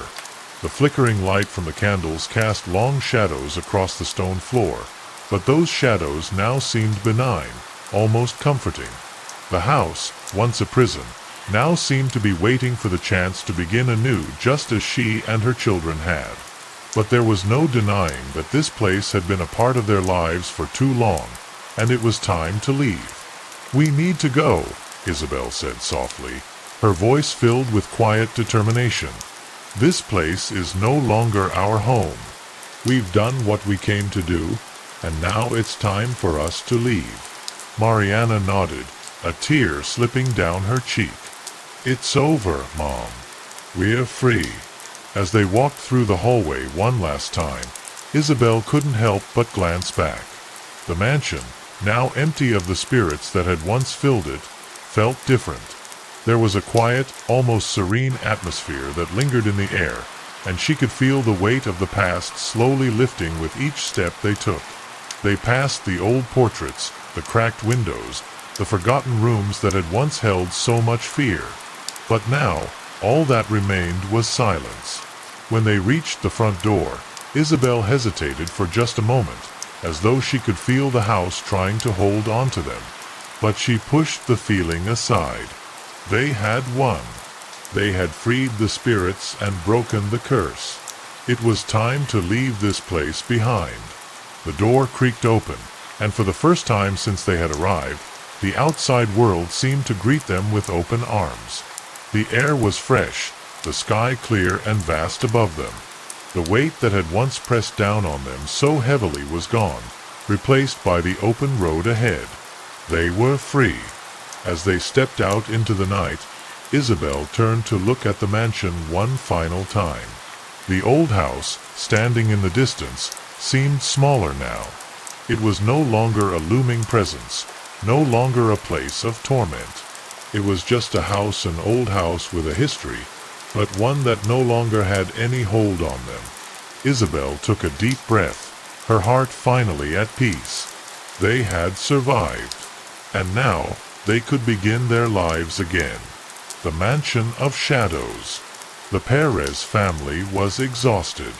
After weeks of preparations, the long-awaited move to their new home was finally happening. The house, an enormous old mansion, loomed in front of them, its tall, decaying structure standing as a silent monument to its forgotten past. The house had been empty for years, and at first glance, it seemed to possess an eerie elegance. There were no other homes around for miles, just trees, thick and dark, surrounding the mansion like an impenetrable wall. Despite its haunting appearance, the Perez family couldn't ignore the allure of the house. It was too cheap to pass up. The price seemed almost absurdly low, but they put it down to the house's age and isolation. They hadn't done much research on the history of the place. It was simply a fresh start, far from the chaos of the city. As they unloaded the moving van, the sun began to set, casting long, exaggerated shadows across the yard. A chill settled in the air, one that wasn't there earlier in the day. The house seemed to groan under the weight of time, and every step they took echoed within the empty walls. The moment they crossed the threshold, an odd sensation washed over them, like stepping into another world. The house felt alive, as though it were aware of their arrival. At first, the family shrugged off the feeling. They had other things to focus on: unpacking, setting up rooms, getting used to the creaks and groans of the old building. But as the night fell and the house grew darker, strange things began to happen. Objects that had been placed on tables in one room mysteriously appeared in other rooms. The kitchen light flickered erratically, even though the bulb had just been changed. A low, almost inaudible hum could be heard drifting through the halls, like something or someone was moving within the walls. Their youngest child, Juanito, was the first to see something that would set the tone for what was to come. As he wandered through the narrow hallway, he noticed a figure standing at the end. It wasn't a person. The figure was more like a shadow, dark, shapeless, and unnervingly still. Juanito blinked, and when he opened his eyes again, the shadow was gone. He rubbed his eyes, convinced it was just his imagination playing tricks on him. But a feeling of unease lingered. Later that evening, Valeria, his older sister, claimed she heard whispers coming from the corner of the living room as she sat reading on the couch. She thought at first it was the wind, or maybe an old pipe rattling. But as the whispers grew clearer, she began to make out words, soft, chilling words that seemed to call her name. She looked around, but no one else was in the room. The whispers stopped abruptly, and a deep silence followed. Their parents, Maria and Carlos, were also unsettled by the strange atmosphere, but they tried to dismiss it as a normal part of moving into a new house. After all, houses that had been empty for so long often gave off strange sounds, especially at night. Still, neither of them could shake the feeling that something was off. The house wasn't just old, it seemed to have a life of its own, a presence that neither of them could quite place. As they finished their dinner that evening, a cold draft swept through the dining room, despite all the windows being tightly shut. The flames of the candles flickered violently, casting erratic shadows on the walls. Just for a moment, Maria thought she saw a figure standing just behind her husband. But when she turned her head, there was nothing there. The unsettling feeling only deepened, and Maria shivered, suddenly wishing they had never moved. Carlos, trying to reassure his family, suggested they go to bed early. "It's just the house settling," he said. "Old houses do that." But even as he said it, he couldn't help but feel a growing discomfort in his own chest. The house felt too large, too empty, and the shadows seemed to stretch longer as the night deepened. It was as if the walls were watching, listening. The family settled into bed, but sleep didn't come easily. Valeria tossed and turned, her eyes darting to every corner of the room. Juanito, who had been too frightened to sleep, crept into his sister's bed, seeking comfort. But it wasn't long before the strange occurrences began again. A loud bang echoed through the house, coming from somewhere downstairs. It sounded like a door slamming, but when they checked, all the doors were locked and secure. By the time they finally drifted into a restless sleep, the house felt completely still, almost too still. The shadows had receded, but something remained in the air. A sense of waiting, of something lingering just beyond the edge of perception. And as the family tried to convince themselves it was just their imagination, the house held its secrets tightly, as if it had been waiting for them all along. The next few days passed in a haze of unease, and the Perez family began to feel the weight of the house settling in. The strange occurrences continued, though they had grown subtler. Valeria noticed that the shadows in the corners of the rooms seemed to stretch just a little too long, as though they had a life of their own. At night, Juanito would claim to hear strange rustlings coming from the hallway outside his bedroom, but when he peered out into the dark, there was never anyone there. One afternoon, while Maria was unpacking boxes in the living room, she caught a glimpse of something in the hallway, a shadow that was not quite right. It was as if it were walking, but it didn't have a clear form. Her heart skipped a beat, and she quickly turned away, convincing herself it was just a trick of the light. But that evening, as she was cleaning up after dinner, she saw the same shadow again, this time moving across the floor in the corner of the room. It was so real, so vivid, that her blood ran cold. Carlos had started noticing strange noises as well. The house groaned as if it were alive, settling into itself. He had always dismissed the creaks of old houses, but these sounds felt different. There was a rhythm to them, as if something or someone was moving through the walls. Late at night, he sometimes heard soft tapping sounds that seemed to come from just beneath the floorboards, like the scratching of nails against wood. It unsettled him more than he cared to admit. That night, after the children had gone to bed, Carlos and Maria decided to investigate. They moved quietly through the house, checking each room for any signs of an intruder or something that might explain the odd noises. When they reached the kitchen, they both froze. The door to the basement, which had been firmly locked when they moved in, was slightly ajar. The wooden door creaked faintly, as if it were calling them to enter. The basement had always felt ominous to them. The very thought of it filled their minds with dread, but curiosity got the better of them. They stood for a moment, unsure whether to go down. It was as if the house itself was urging them to uncover whatever secrets it had been hiding. With a deep breath, Carlos slowly pushed the door open, and the chill air from below swept over them. The stairs leading down were steep and narrow, covered in dust and cobwebs. A faint smell of mildew hung in the air as they descended, the dim light from the hallway doing little to push back the darkness below. The stairs creaked under their weight, and every step seemed to echo, filling the space with an unsettling noise. The deeper they went, the colder it became, and an unnatural silence settled in around them. At the bottom of the stairs, they found themselves in a small, cluttered room. Old furniture and boxes were piled haphazardly against the walls, covered in sheets and forgotten for years. But it was something else that caught their attention. In the corner, half hidden under a dusty cloth, stood an old wooden trunk. The trunk looked out of place, almost as if it had been carefully placed there, waiting to be discovered. Maria's hands trembled as she reached for the trunk, her fingers brushing against the worn wood.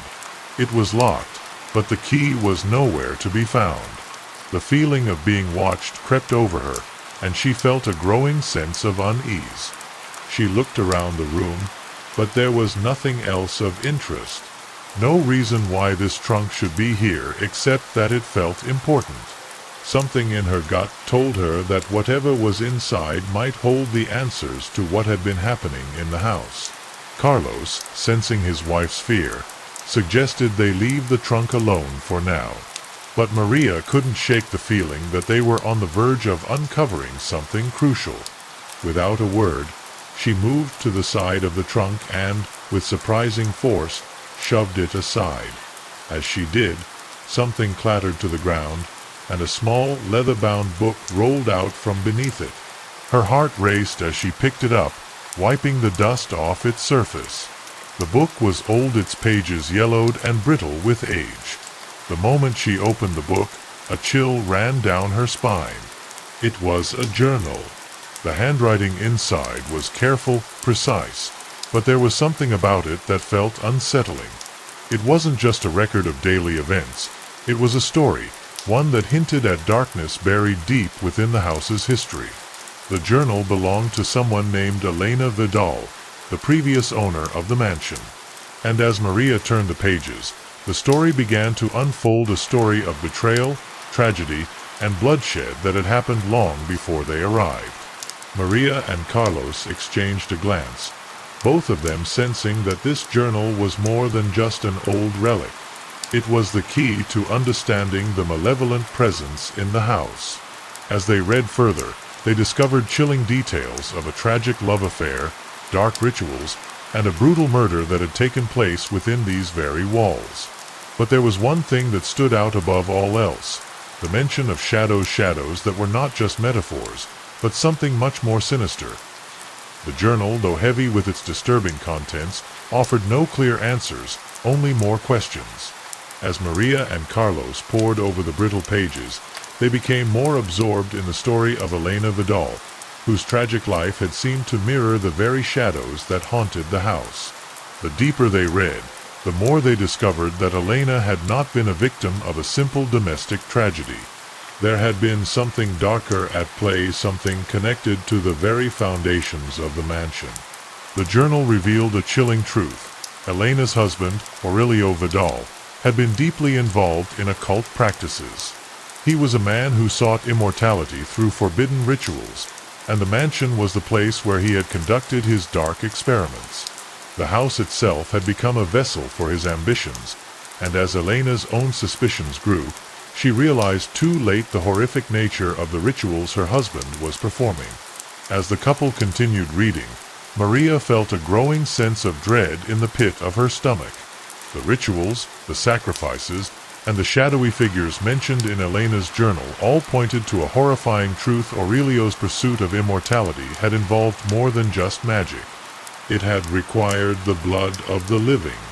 And the more Maria read, the clearer it became that Elena herself had been one of his sacrifices, her death sealed within the house's walls. The journal described how Elena had tried to escape, but the house, it seemed, would not let her.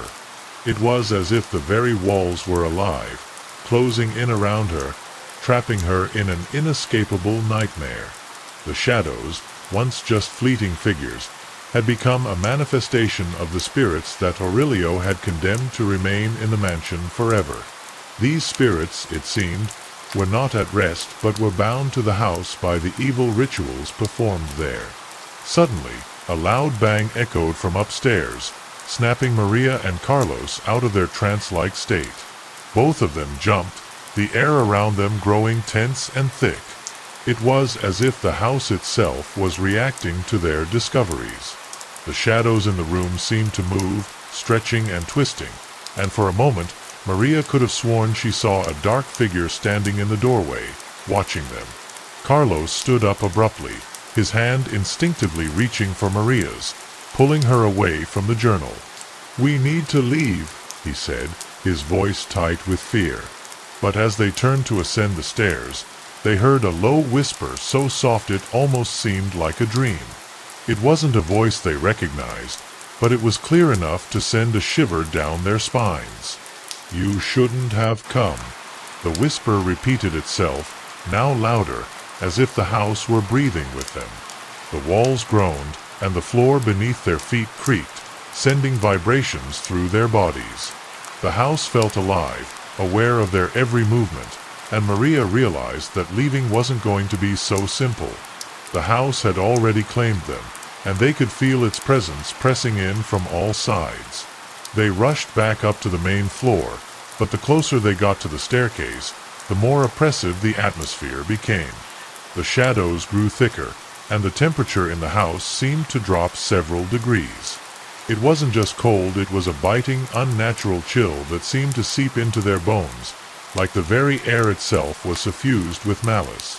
When they reached the top of the stairs, they froze. At the far end of the hallway, there was a figure standing motionless in the dark. At first, it appeared to be just a shadow, but as their eyes adjusted, they could see it more clearly. It was tall, its form indistinct, its edges bleeding into the darkness around it.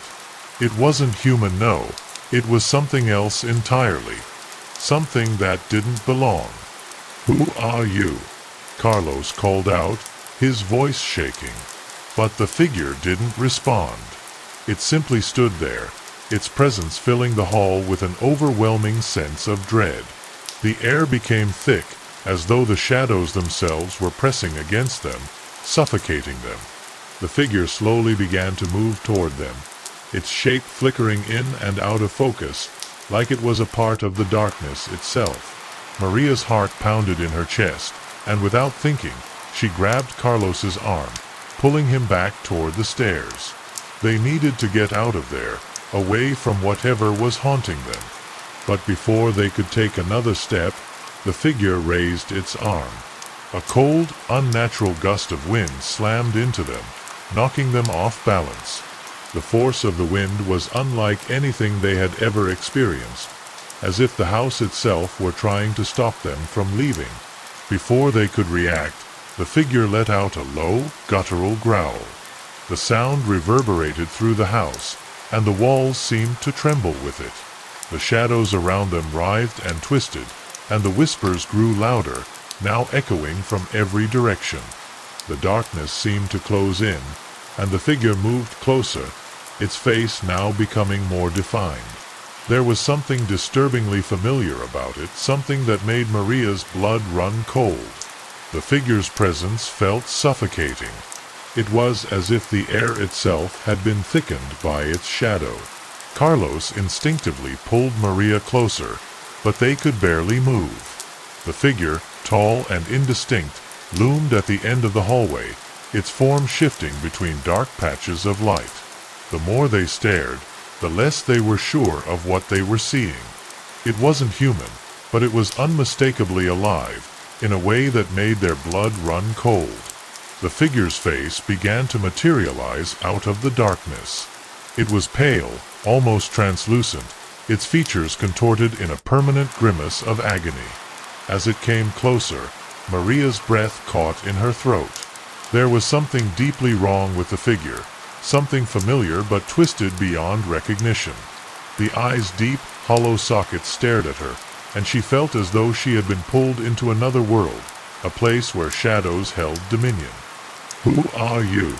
Carlos demanded again, his voice a whisper of panic. But the figure didn't respond. Instead, it reached out a long, slender arm toward them. The air grew colder, and with each step it took, the temperature in the hallway dropped until it felt like they were standing in the middle of an ice storm. Their breath clouded in the air, and the shadows around them seemed to stretch longer and darker, as though they were absorbing the very light of the house. Suddenly, the figure spoke.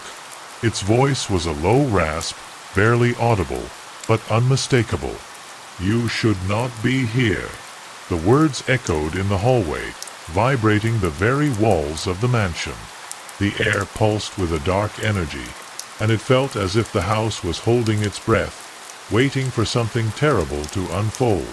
Maria and Carlos stood frozen, not knowing whether to run or to confront the thing before them. Before they could react, the figure lunged forward. But it didn't move like a human. It shifted, its form distorting and stretching unnaturally. The space between them seemed to bend, and in the blink of an eye, the figure was right before them, its face so close that Maria could feel its icy breath. It reached out for them, its cold fingers grazing her arm, and a shock of freezing pain shot through her body. "Let go!" Carlos shouted, pushing against the thing, but his hands passed through it as if it were made of smoke. Desperation flooded his mind, and he grabbed Maria's arm, pulling her toward the stairs. The figure, relentless and hungry, followed them, its form stretching and distorting as it moved through the air like a shadow that could not be escaped. The stairs creaked ominously under their feet as they ascended in a frantic scramble. But no matter how fast they climbed, the figure seemed to be right behind them, always a step away.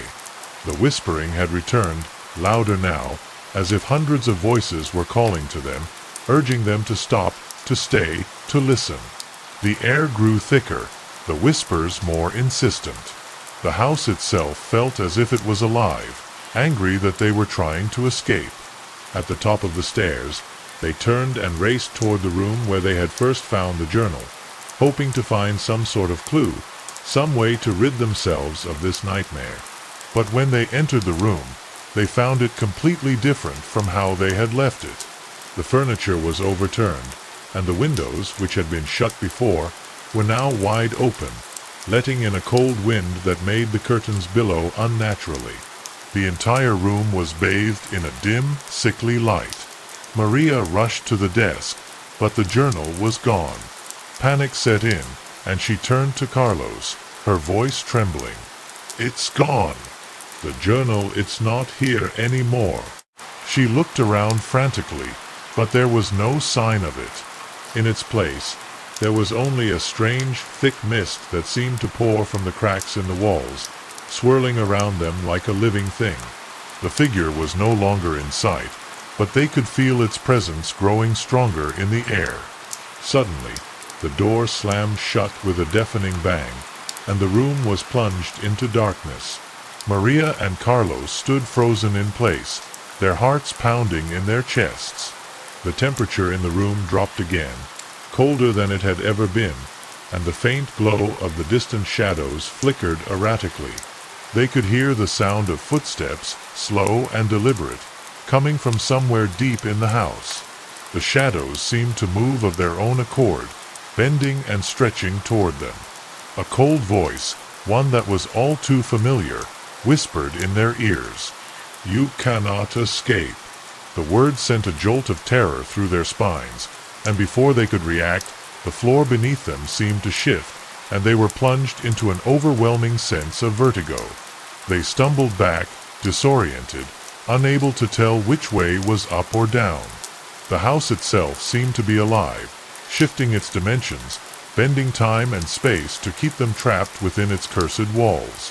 And then, just as suddenly as it had begun, everything stopped.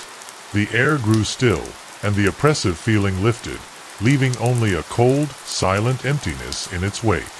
The shadows returned to their normal passive state, but Maria and Carlos knew they were far from safe. The mansion had shown them its power, its malice, and there was no going back. The only thing left to do now was to uncover the full extent of the house's dark past and try to survive whatever was coming next. The silence in the room was almost unbearable. Maria and Carlos stood there, motionless, their eyes scanning every corner, expecting the darkness to descend again at any moment. The cold lingered, creeping beneath their skin, and the strange sensation of being watched never quite left them. But the shadows, for now, were still. The figure that had haunted them was gone, though its chilling words echoed in their minds. "You cannot escape." The phrase lingered, like an omen they couldn't ignore. Maria turned to Carlos, her voice barely above a whisper. "We need to find out more about this place. There's something in this house that we don't understand. It's not just spirits. It's something worse." Her fingers clutched the edges of the desk, knuckles white. The fear was still fresh, but she knew they couldn't ignore it any longer. Whatever dark force had claimed the house wasn't finished with them. It wanted something, and they had to figure out what before it was too late. Carlos nodded, his face pale but determined. "I agree. The journal, Elena's journal, it's gone, but we can't stop now. We need to learn what happened here, who those shadows are, and why the house, why it's alive." He looked around the room once more, the floor beneath them creaking ominously. There has to be a way to break the curse, or at least to understand what we're dealing with. The two of them left the room cautiously, stepping through the narrow hallway, their eyes scanning the corners for any signs of movement. The mansion was still. Too still. The oppressive silence hung over them like a heavy curtain, and it seemed as though the entire house was waiting for something. Maria could feel the weight of the walls pressing in on her, as though the house itself were holding its breath, watching them, judging them. They moved toward the kitchen, hoping that perhaps the old cabinets or the pantry would hold something useful, anything that might offer a clue. But as they entered the room, they stopped dead in their tracks. The table in the center of the room was set, though no one had prepared it. A plate of food, half-eaten, sat on one of the chairs. The smell of old, decaying meat filled the air, and a sense of unease gripped their hearts. The food was fresh, but the air was thick with rot.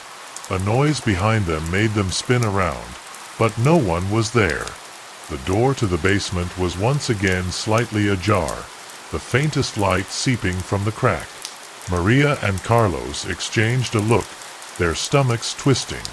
The basement had already proven to be a place of dark secrets, but it was the only place left unexplored in the house, and they both knew they couldn't afford to leave any stone unturned. They had to go back down there. With a deep breath, they walked toward the basement door, which creaked open with an unsettling groan as if it recognized their presence.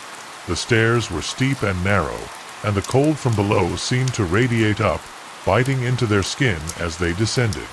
The mist from earlier was thicker now, swirling around their feet like an eerie fog. The deeper they went, the heavier the air became, as if the house was pulling them further into its depths. At the bottom of the stairs, the room was once again cluttered with forgotten belongings, old furniture, broken mirrors, and dusty shelves filled with cobwebs. But it was different this time. In the corner, where the trunk had once stood, there was now a large, ornate mirror. The glass was fogged, and the reflection was distorted, as though something was trying to break through. Maria stepped forward, instinctively drawn to it. Her fingers brushed against the cold surface of the glass, and the air seemed to hum with a low vibration.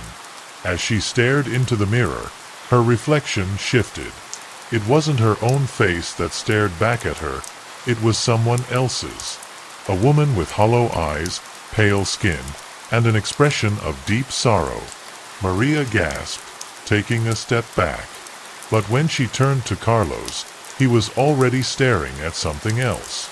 In the far corner of the room, a figure stood just out of reach of the light. It was a man, tall and dark, his face obscured by the shadows. Maria reached for Carlos's arm, her heart pounding. "Do you see him?" she whispered. Carlos nodded, his face pale, his breath shallow. "Who is that?" he asked, his voice cracking. But before Maria could answer, the figure in the mirror spoke. It wasn't a voice that came from the man in the corner, but from the woman with hollow eyes. "You've awoken him," she said, her voice a mere echo. "Now, there is no turning back." The room seemed to contract around them, the walls closing in. The temperature plummeted, and the shadows seemed to move on their own, pulling toward them with an unnatural force. The woman in the mirror smiled, a cruel, twisted smile that sent chills running down their spines. Maria could feel something pulling at her, something dark and ancient, waiting for her to make the wrong move. Carlos took a step back, pulling Maria with him. "We need to get out of here," he said, his voice trembling. But as they turned to leave, the door slammed shut with a violent crash, trapping them inside the basement. The air thickened with the scent of decay, and the shadows began to stretch toward them, their forms becoming more defined, more menacing.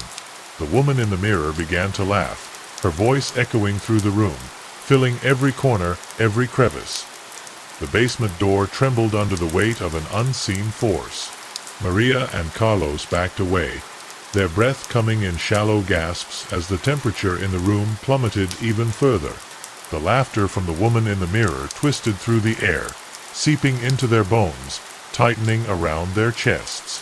The shadows, now more distinct than ever, stretched across the room, their elongated forms moving in unnatural ways, as if they had minds of their own.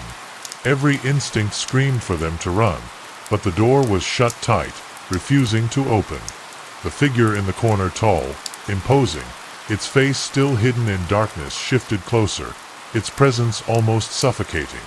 Maria tried to speak, but her voice was caught in her throat.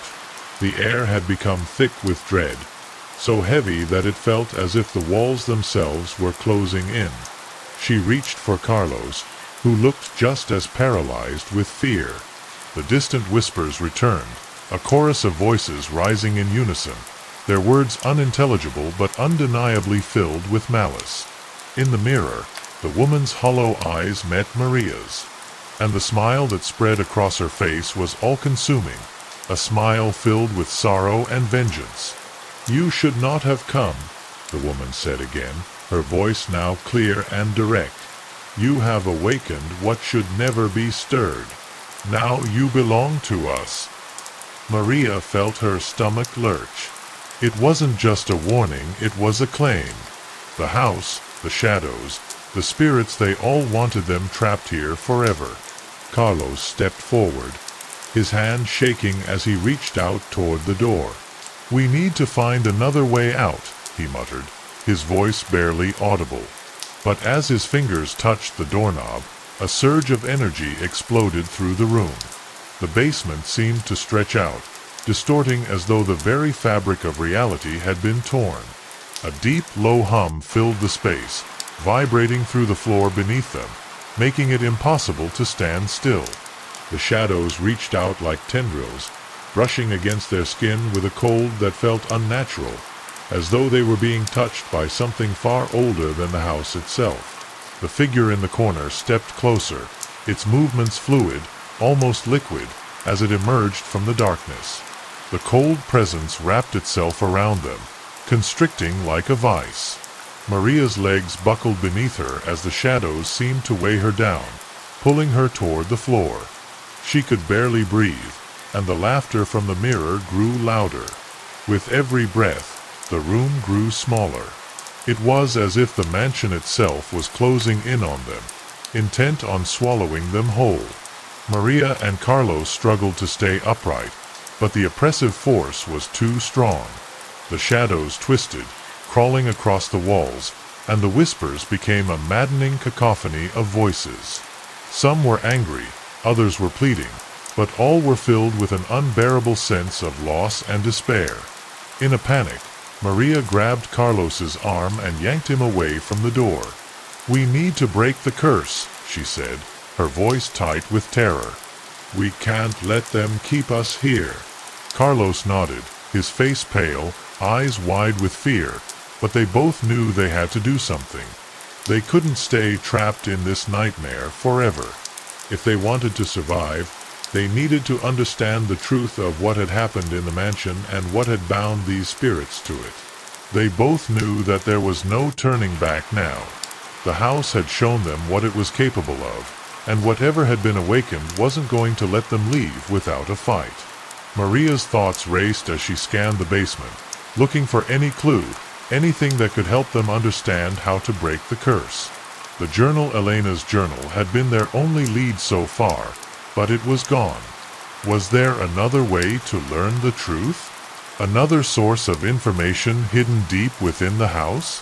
Then, just as they began to lose hope, Maria caught a flicker of movement in the corner of her eye, a glimmer of light in the farthest corner of the basement.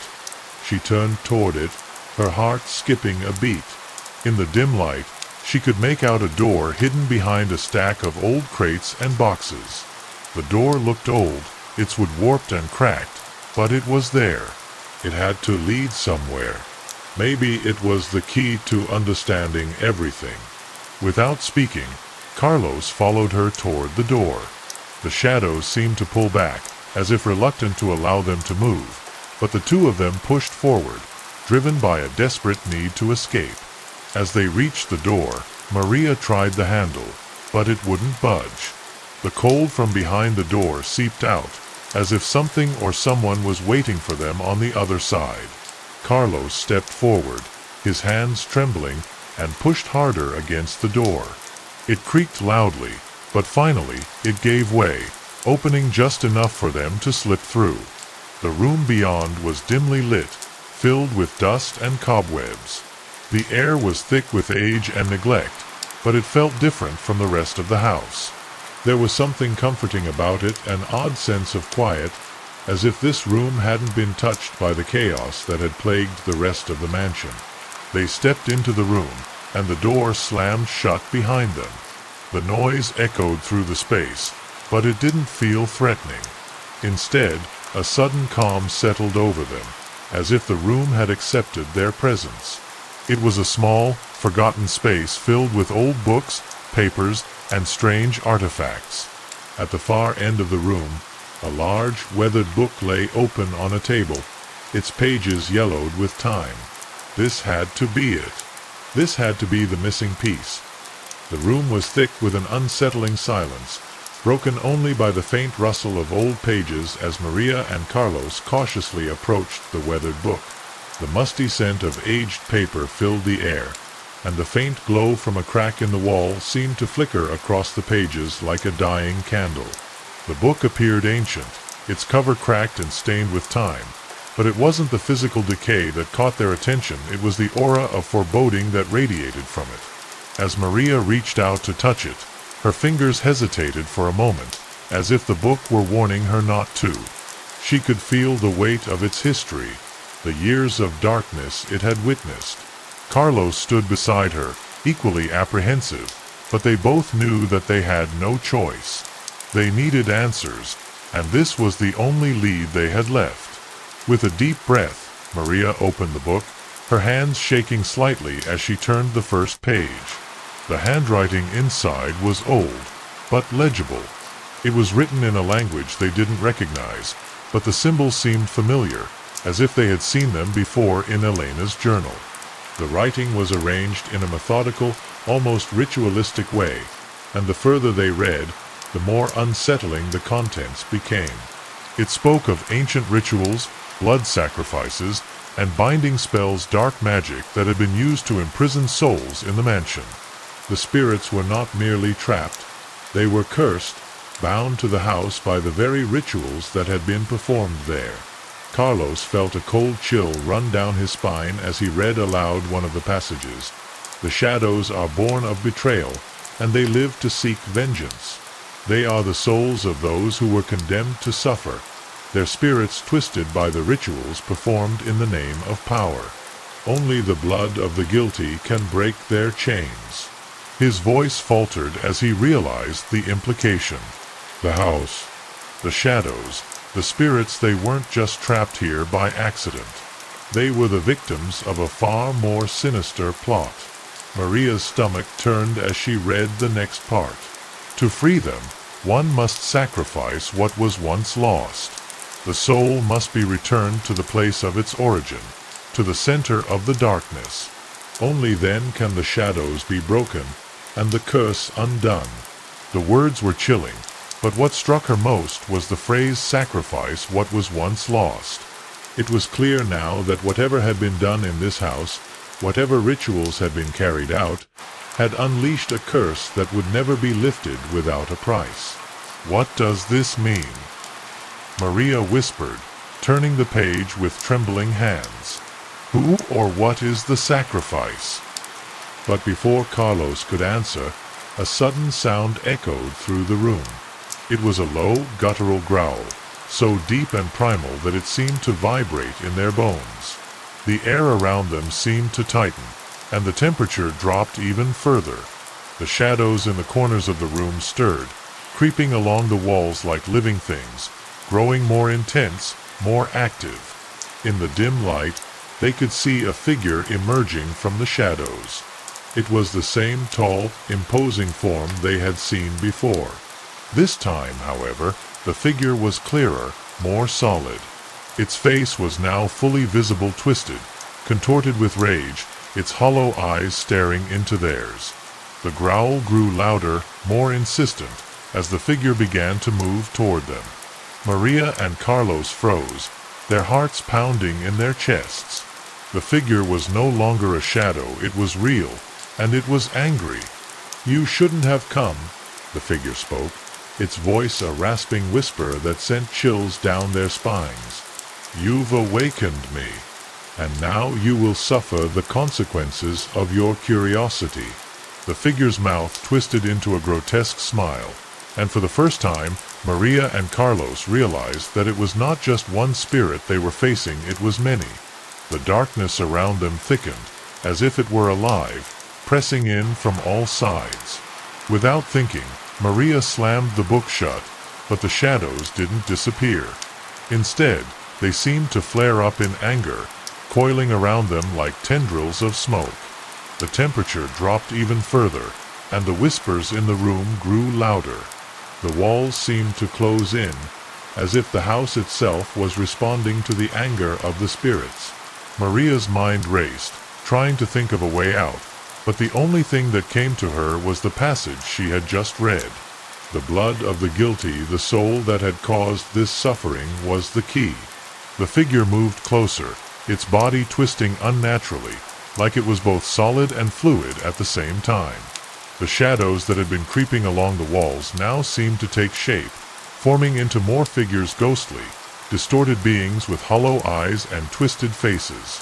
They reached out for Maria and Carlos, their hands cold as ice, pulling at them with an unseen force. The walls groaned, and the air grew heavier, thick with the weight of 1,000 unseen hands. "You cannot escape," the figure said, its voice now a guttural roar. "This house will claim you as it has claimed all others." The ground beneath their feet seemed to tremble, and the shadows coiled around their legs, pulling them toward the center of the room.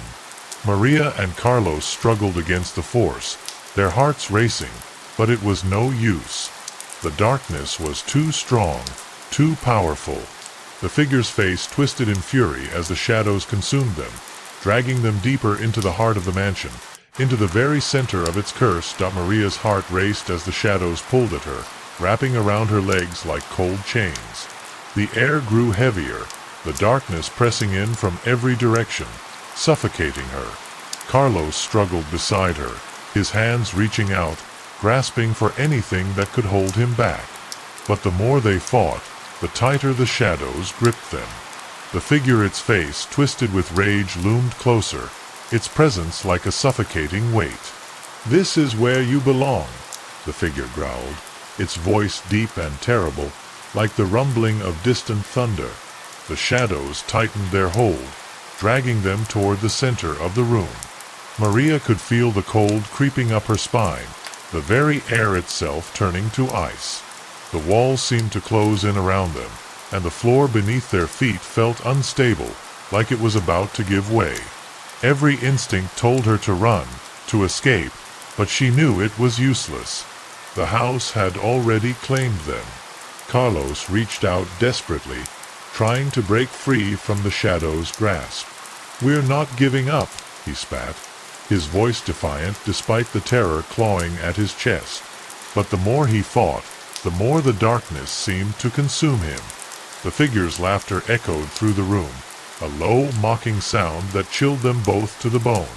The whispers began again, louder now, surrounding them, each voice filled with anger, sorrow, and pain. "You cannot escape," they hissed in unison. "You are already part of us." The walls groaned, and the shadows seemed to pulse with a life of their own, as if they were feeding off the fear that radiated from Maria and Carlos. The air grew thick with the weight of countless souls, all trapped within the house, their suffering bound to its dark heart. Maria's mind raced as she fought to think. She remembered the journal, Elena's warning about the sacrifice, and the blood that had been spilled. The curse, the shadows, the spirits, the house itself were all connected to something far darker than they had ever imagined. The more they stayed here, the more they became part of its twisted existence. Suddenly, a flash of memory hit Maria. The mirror. The distorted reflection. The woman with hollow eyes who had spoken to them in the basement. She remembered the way the mirror had shifted, its glass rippling like water, showing something else entirely. Was the mirror a portal? A way to see the truth of what had happened here? If it was, perhaps it was the key to breaking the curse. Without thinking, Maria yanked herself free from the shadows, her body trembling from the cold, and stumbled toward the corner of the room where the mirror had once been. The figure in the darkness bellowed in fury, its voice booming, "You cannot escape!" But Maria pushed forward, ignoring the terror that gripped her heart. The mirror was the only hope they had left. Carlos, still struggling against the shadows, called out to her, "Maria, no!" But she didn't stop. She had to get to the mirror. If it was the way to end this nightmare, she would take the risk. She reached out, her hand trembling as it touched the cold glass. It was smooth and unforgiving, but as her fingers made contact, she felt a strange energy pulse through her. The mirror's surface rippled like water, distorting her reflection and creating a vortex of shadow. A terrible roar filled the room as the darkness seemed to pull her toward the mirror. The figure, furious and relentless, charged after her, its form becoming more solid with every passing second. "You cannot undo what has been done," it howled, but Maria wasn't listening. She could feel the pull of the mirror, the power it contained, and she knew it was her only chance. With a forceful shove, Maria pushed herself through the mirror, and for a moment everything went black. She felt as though she were falling, tumbling through endless darkness. Her body felt weightless, her senses disoriented. The cold was unbearable, like ice in her veins, but it wasn't just physical. The very essence of the house seemed to cling to her, wrapping around her like an invisible chain. Suddenly, she was plunged into light. The cold snapped away, and the darkness that had consumed her vanished. She blinked, adjusting to her surroundings. She was no longer in the basement, no longer in the heart of the mansion. She found herself standing in a vast empty space, the walls made of shifting shadows and mist. The air was thick with an unsettling silence, but it felt different from the oppressive weight of the mansion. Maria's heart pounded in her chest as she stood in the strange, empty space. The light that had appeared when she passed through the mirror was dim, casting long shadows across the shifting landscape. The air was still, but there was something palpable in it, something that hummed with unseen energy. The darkness that had once seemed suffocating in the mansion was now distant, but its weight still lingered in the back of her mind. She wasn't sure where she was, but it didn't feel like the world she had known. As she looked around, trying to make sense of her surroundings, she realized that the space she was in was not natural. It was a place that bent reality, as if the very laws of physics had no power here. The ground beneath her feet seemed to pulse with an unnatural rhythm, and the walls, if they could even be called walls, shifted and flickered like the walls of a cave illuminated by firelight. The edges of the space seemed to warp and bend as if it was a living thing. She tried to call out to Carlos, but no sound came from her mouth. She opened her mouth again, the desperation rising in her chest, but still no words escaped. Panic began to rise, but she fought it down. She had to stay calm. There had to be a way to undo whatever had been done, to stop the house from claiming them forever.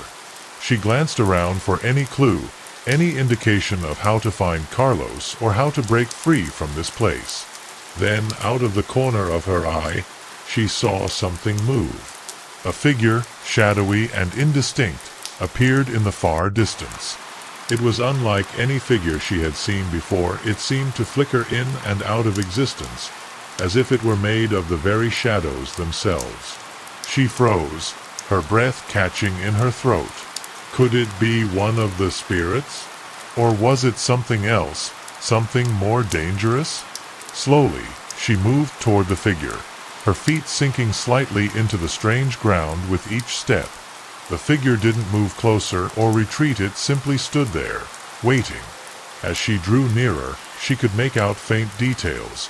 It was a person, but their features were distorted, blurred by the shifting shadows. They were dressed in tattered clothes, and their face was obscured by a dark hood, the features hidden in shadow. When she was just a few feet away, the figure spoke. The voice was a whisper, too quiet to hear at first, but then it grew louder, filling her mind with its chilling tone. "You have awakened what should never have been disturbed," it said. "The house, the shadows, the souls that remain, they are bound here, trapped for eternity." The voice carried a weight of sorrow, of regret, but also of warning. Maria felt an icy chill creep down her spine as the figure's words sank in. "You must leave," the figure continued, its voice now more insistent. "There is no place for you here. You have entered the realm of the lost, and there is no escape unless you can find what was taken." The figure's hands lifted, and for a moment Maria thought it might strike her, but instead it pointed toward a darkened door that had appeared on the far side of the room. It was a simple wooden door, old and worn, but the energy surrounding it was thick, like it was a portal to something far worse than anything Maria had already encountered. Without thinking, Maria turned toward the door, the figure's words echoing in her mind. What was taken? She didn't understand what it meant, but she knew it was important. She had to get through that door if she was going to save Carlos, if she was going to break the curse that had been placed on the mansion.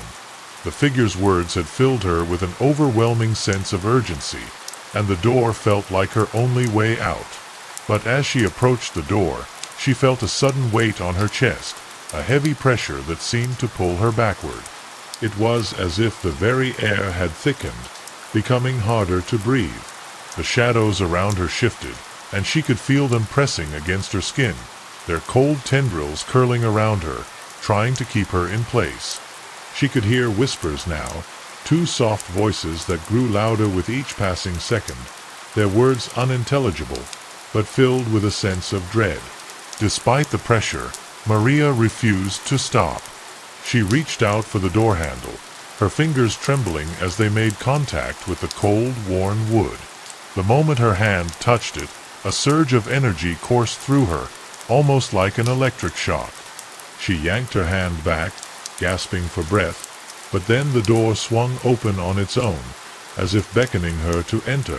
Beyond the door was nothingness, an endless void that seemed to stretch on forever, the darkness so thick that it consumed everything in its path. Maria hesitated, fear clutching her heart, but the urgency in her chest pushed her forward. She had no choice. This was the only way to find the truth, to break the curse and free Carlos. She took a deep breath, stepped through the door, and into the darkness. For a brief moment, everything went black. The air was thick with an unsettling silence, and Maria could feel her heart hammering in her chest. The darkness pressed in from all sides, and she wondered if she had made a terrible mistake. But then, something shifted. The darkness began to recede, revealing an old, familiar place. It was the mansion, but not the mansion as she knew it. This was the heart of it, the place where it had all begun. Maria stepped into the heart of the mansion, but it was nothing like she had expected. The space before her seemed to stretch and warp in strange, impossible ways. The walls were made of an eerie, shifting substance that looked like liquid shadows, moving and undulating as if alive. The air was thick with an ancient energy, a presence that pressed against her chest and made it hard to breathe. It was the source of everything: the house, the curse, the shadows, the heart of the darkness that had bound them all. She could feel the weight of its power, the lives it had consumed, and the souls it had trapped within its walls. The whispers began again, louder this time, swirling around her like a storm of voices. She couldn't understand the words, but they all carried the same message: you do not belong here. The shadows moved faster now, crawling along the floor and walls, swirling around her feet, urging her to leave, to run, but Maria knew she couldn't. Not yet. There, in the center of the room, stood an altar, ancient and dark, made of stone that seemed to absorb the light around it. On the altar was a single object, a blood-stained dagger. It gleamed in the dim light, its blade reflecting the flickering shadows. The sight of it made Maria's stomach churn, but she knew what it was. She had seen the dagger before in Elena's journal. This was the key. The blood of the guilty had been spilled here, sacrificed to bind the spirits, to create the curse that had haunted the mansion for centuries. A figure emerged from the shadows, its face partially obscured by a hood, its body draped in dark, tattered robes. It was the same figure Maria had seen in the mirror, the one that had warned her. It moved toward her with a slow, deliberate pace, the shadows parting around it like a cloak. The figure's presence was overwhelming, almost suffocating, and for a moment Maria was paralyzed with fear. But she knew she had no choice. She had come this far, and there was no turning back. "You've come to the heart of the house," the figure said, its voice low and reverberating, like the sound of distant thunder. "You've awakened what was never meant to be disturbed. Now, you must face the consequences of your actions." The figure stepped closer, its eyes glowing faintly through the darkness. Maria felt a cold sweat form on her brow as its gaze met hers. There was something hauntingly familiar about the figure, something that sent a wave of dread through her. "Who are you?" Maria asked, her voice trembling despite her best efforts to remain calm. The figure didn't answer immediately. Instead, it reached toward the altar, its hand hovering over the dagger. "This place has claimed many before you. the figure continued. You are no different. The mansion demands a price.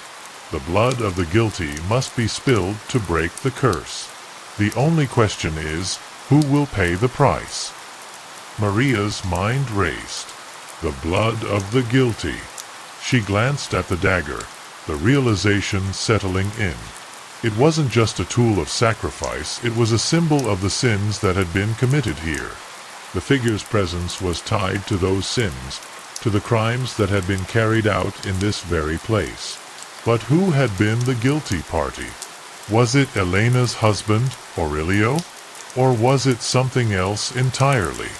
Was there a deeper secret, a truth that had been buried for all these years? I won't let you take anyone else, Maria said, stepping forward. Her voice was steady now, her fear giving way to determination. She wasn't going to let the mansion consume them. She wasn't going to let it win. The figure's lips curled into a smile, though it was more like a sneer, twisted and mocking. You think you can stop it? It asked. You think you can stop what has been set in motion? There is no stopping it now. With a sudden, swift motion, the figure raised the dagger above the altar, and the shadows seemed to thicken in response, swirling faster, more violently. Maria felt a surge of fear, but she refused to back down. The whispers reached a crescendo, their voices a terrifying chorus of voices that seemed to echo from every corner of the room. The pressure in the air grew unbearable, as though the house itself were holding its breath, waiting for something to happen. I will stop it, Maria shouted, her voice cutting through the chaos. She reached for the dagger, but before she could touch it, the room shook violently, throwing her backward. The shadows surged, their tendrils wrapping around her limbs, dragging her down to the floor. The figure loomed above her, its eyes glowing with a cold, inhuman light. It is too late, the figure said, its voice full of finality. You are already part of the darkness. Maria struggled against the shadows, but they held her tightly, their grip unyielding. It felt as if the very walls of the mansion were closing in, suffocating her. But then, something unexpected happened. The altar began to glow with an eerie light, its energy shifting, becoming more intense. The figure recoiled as if in pain, its form flickering like a fading candle. Maria realized in that moment that this wasn't just a place of darkness, it was also a place of light. The balance had been disturbed, and the house was reacting. In that instant, Maria understood what she had to do. The blood of the guilty wasn't about a sacrifice, it was about redemption. She had to take the dagger, use it to break the cycle, to release the spirits that had been trapped here for so long.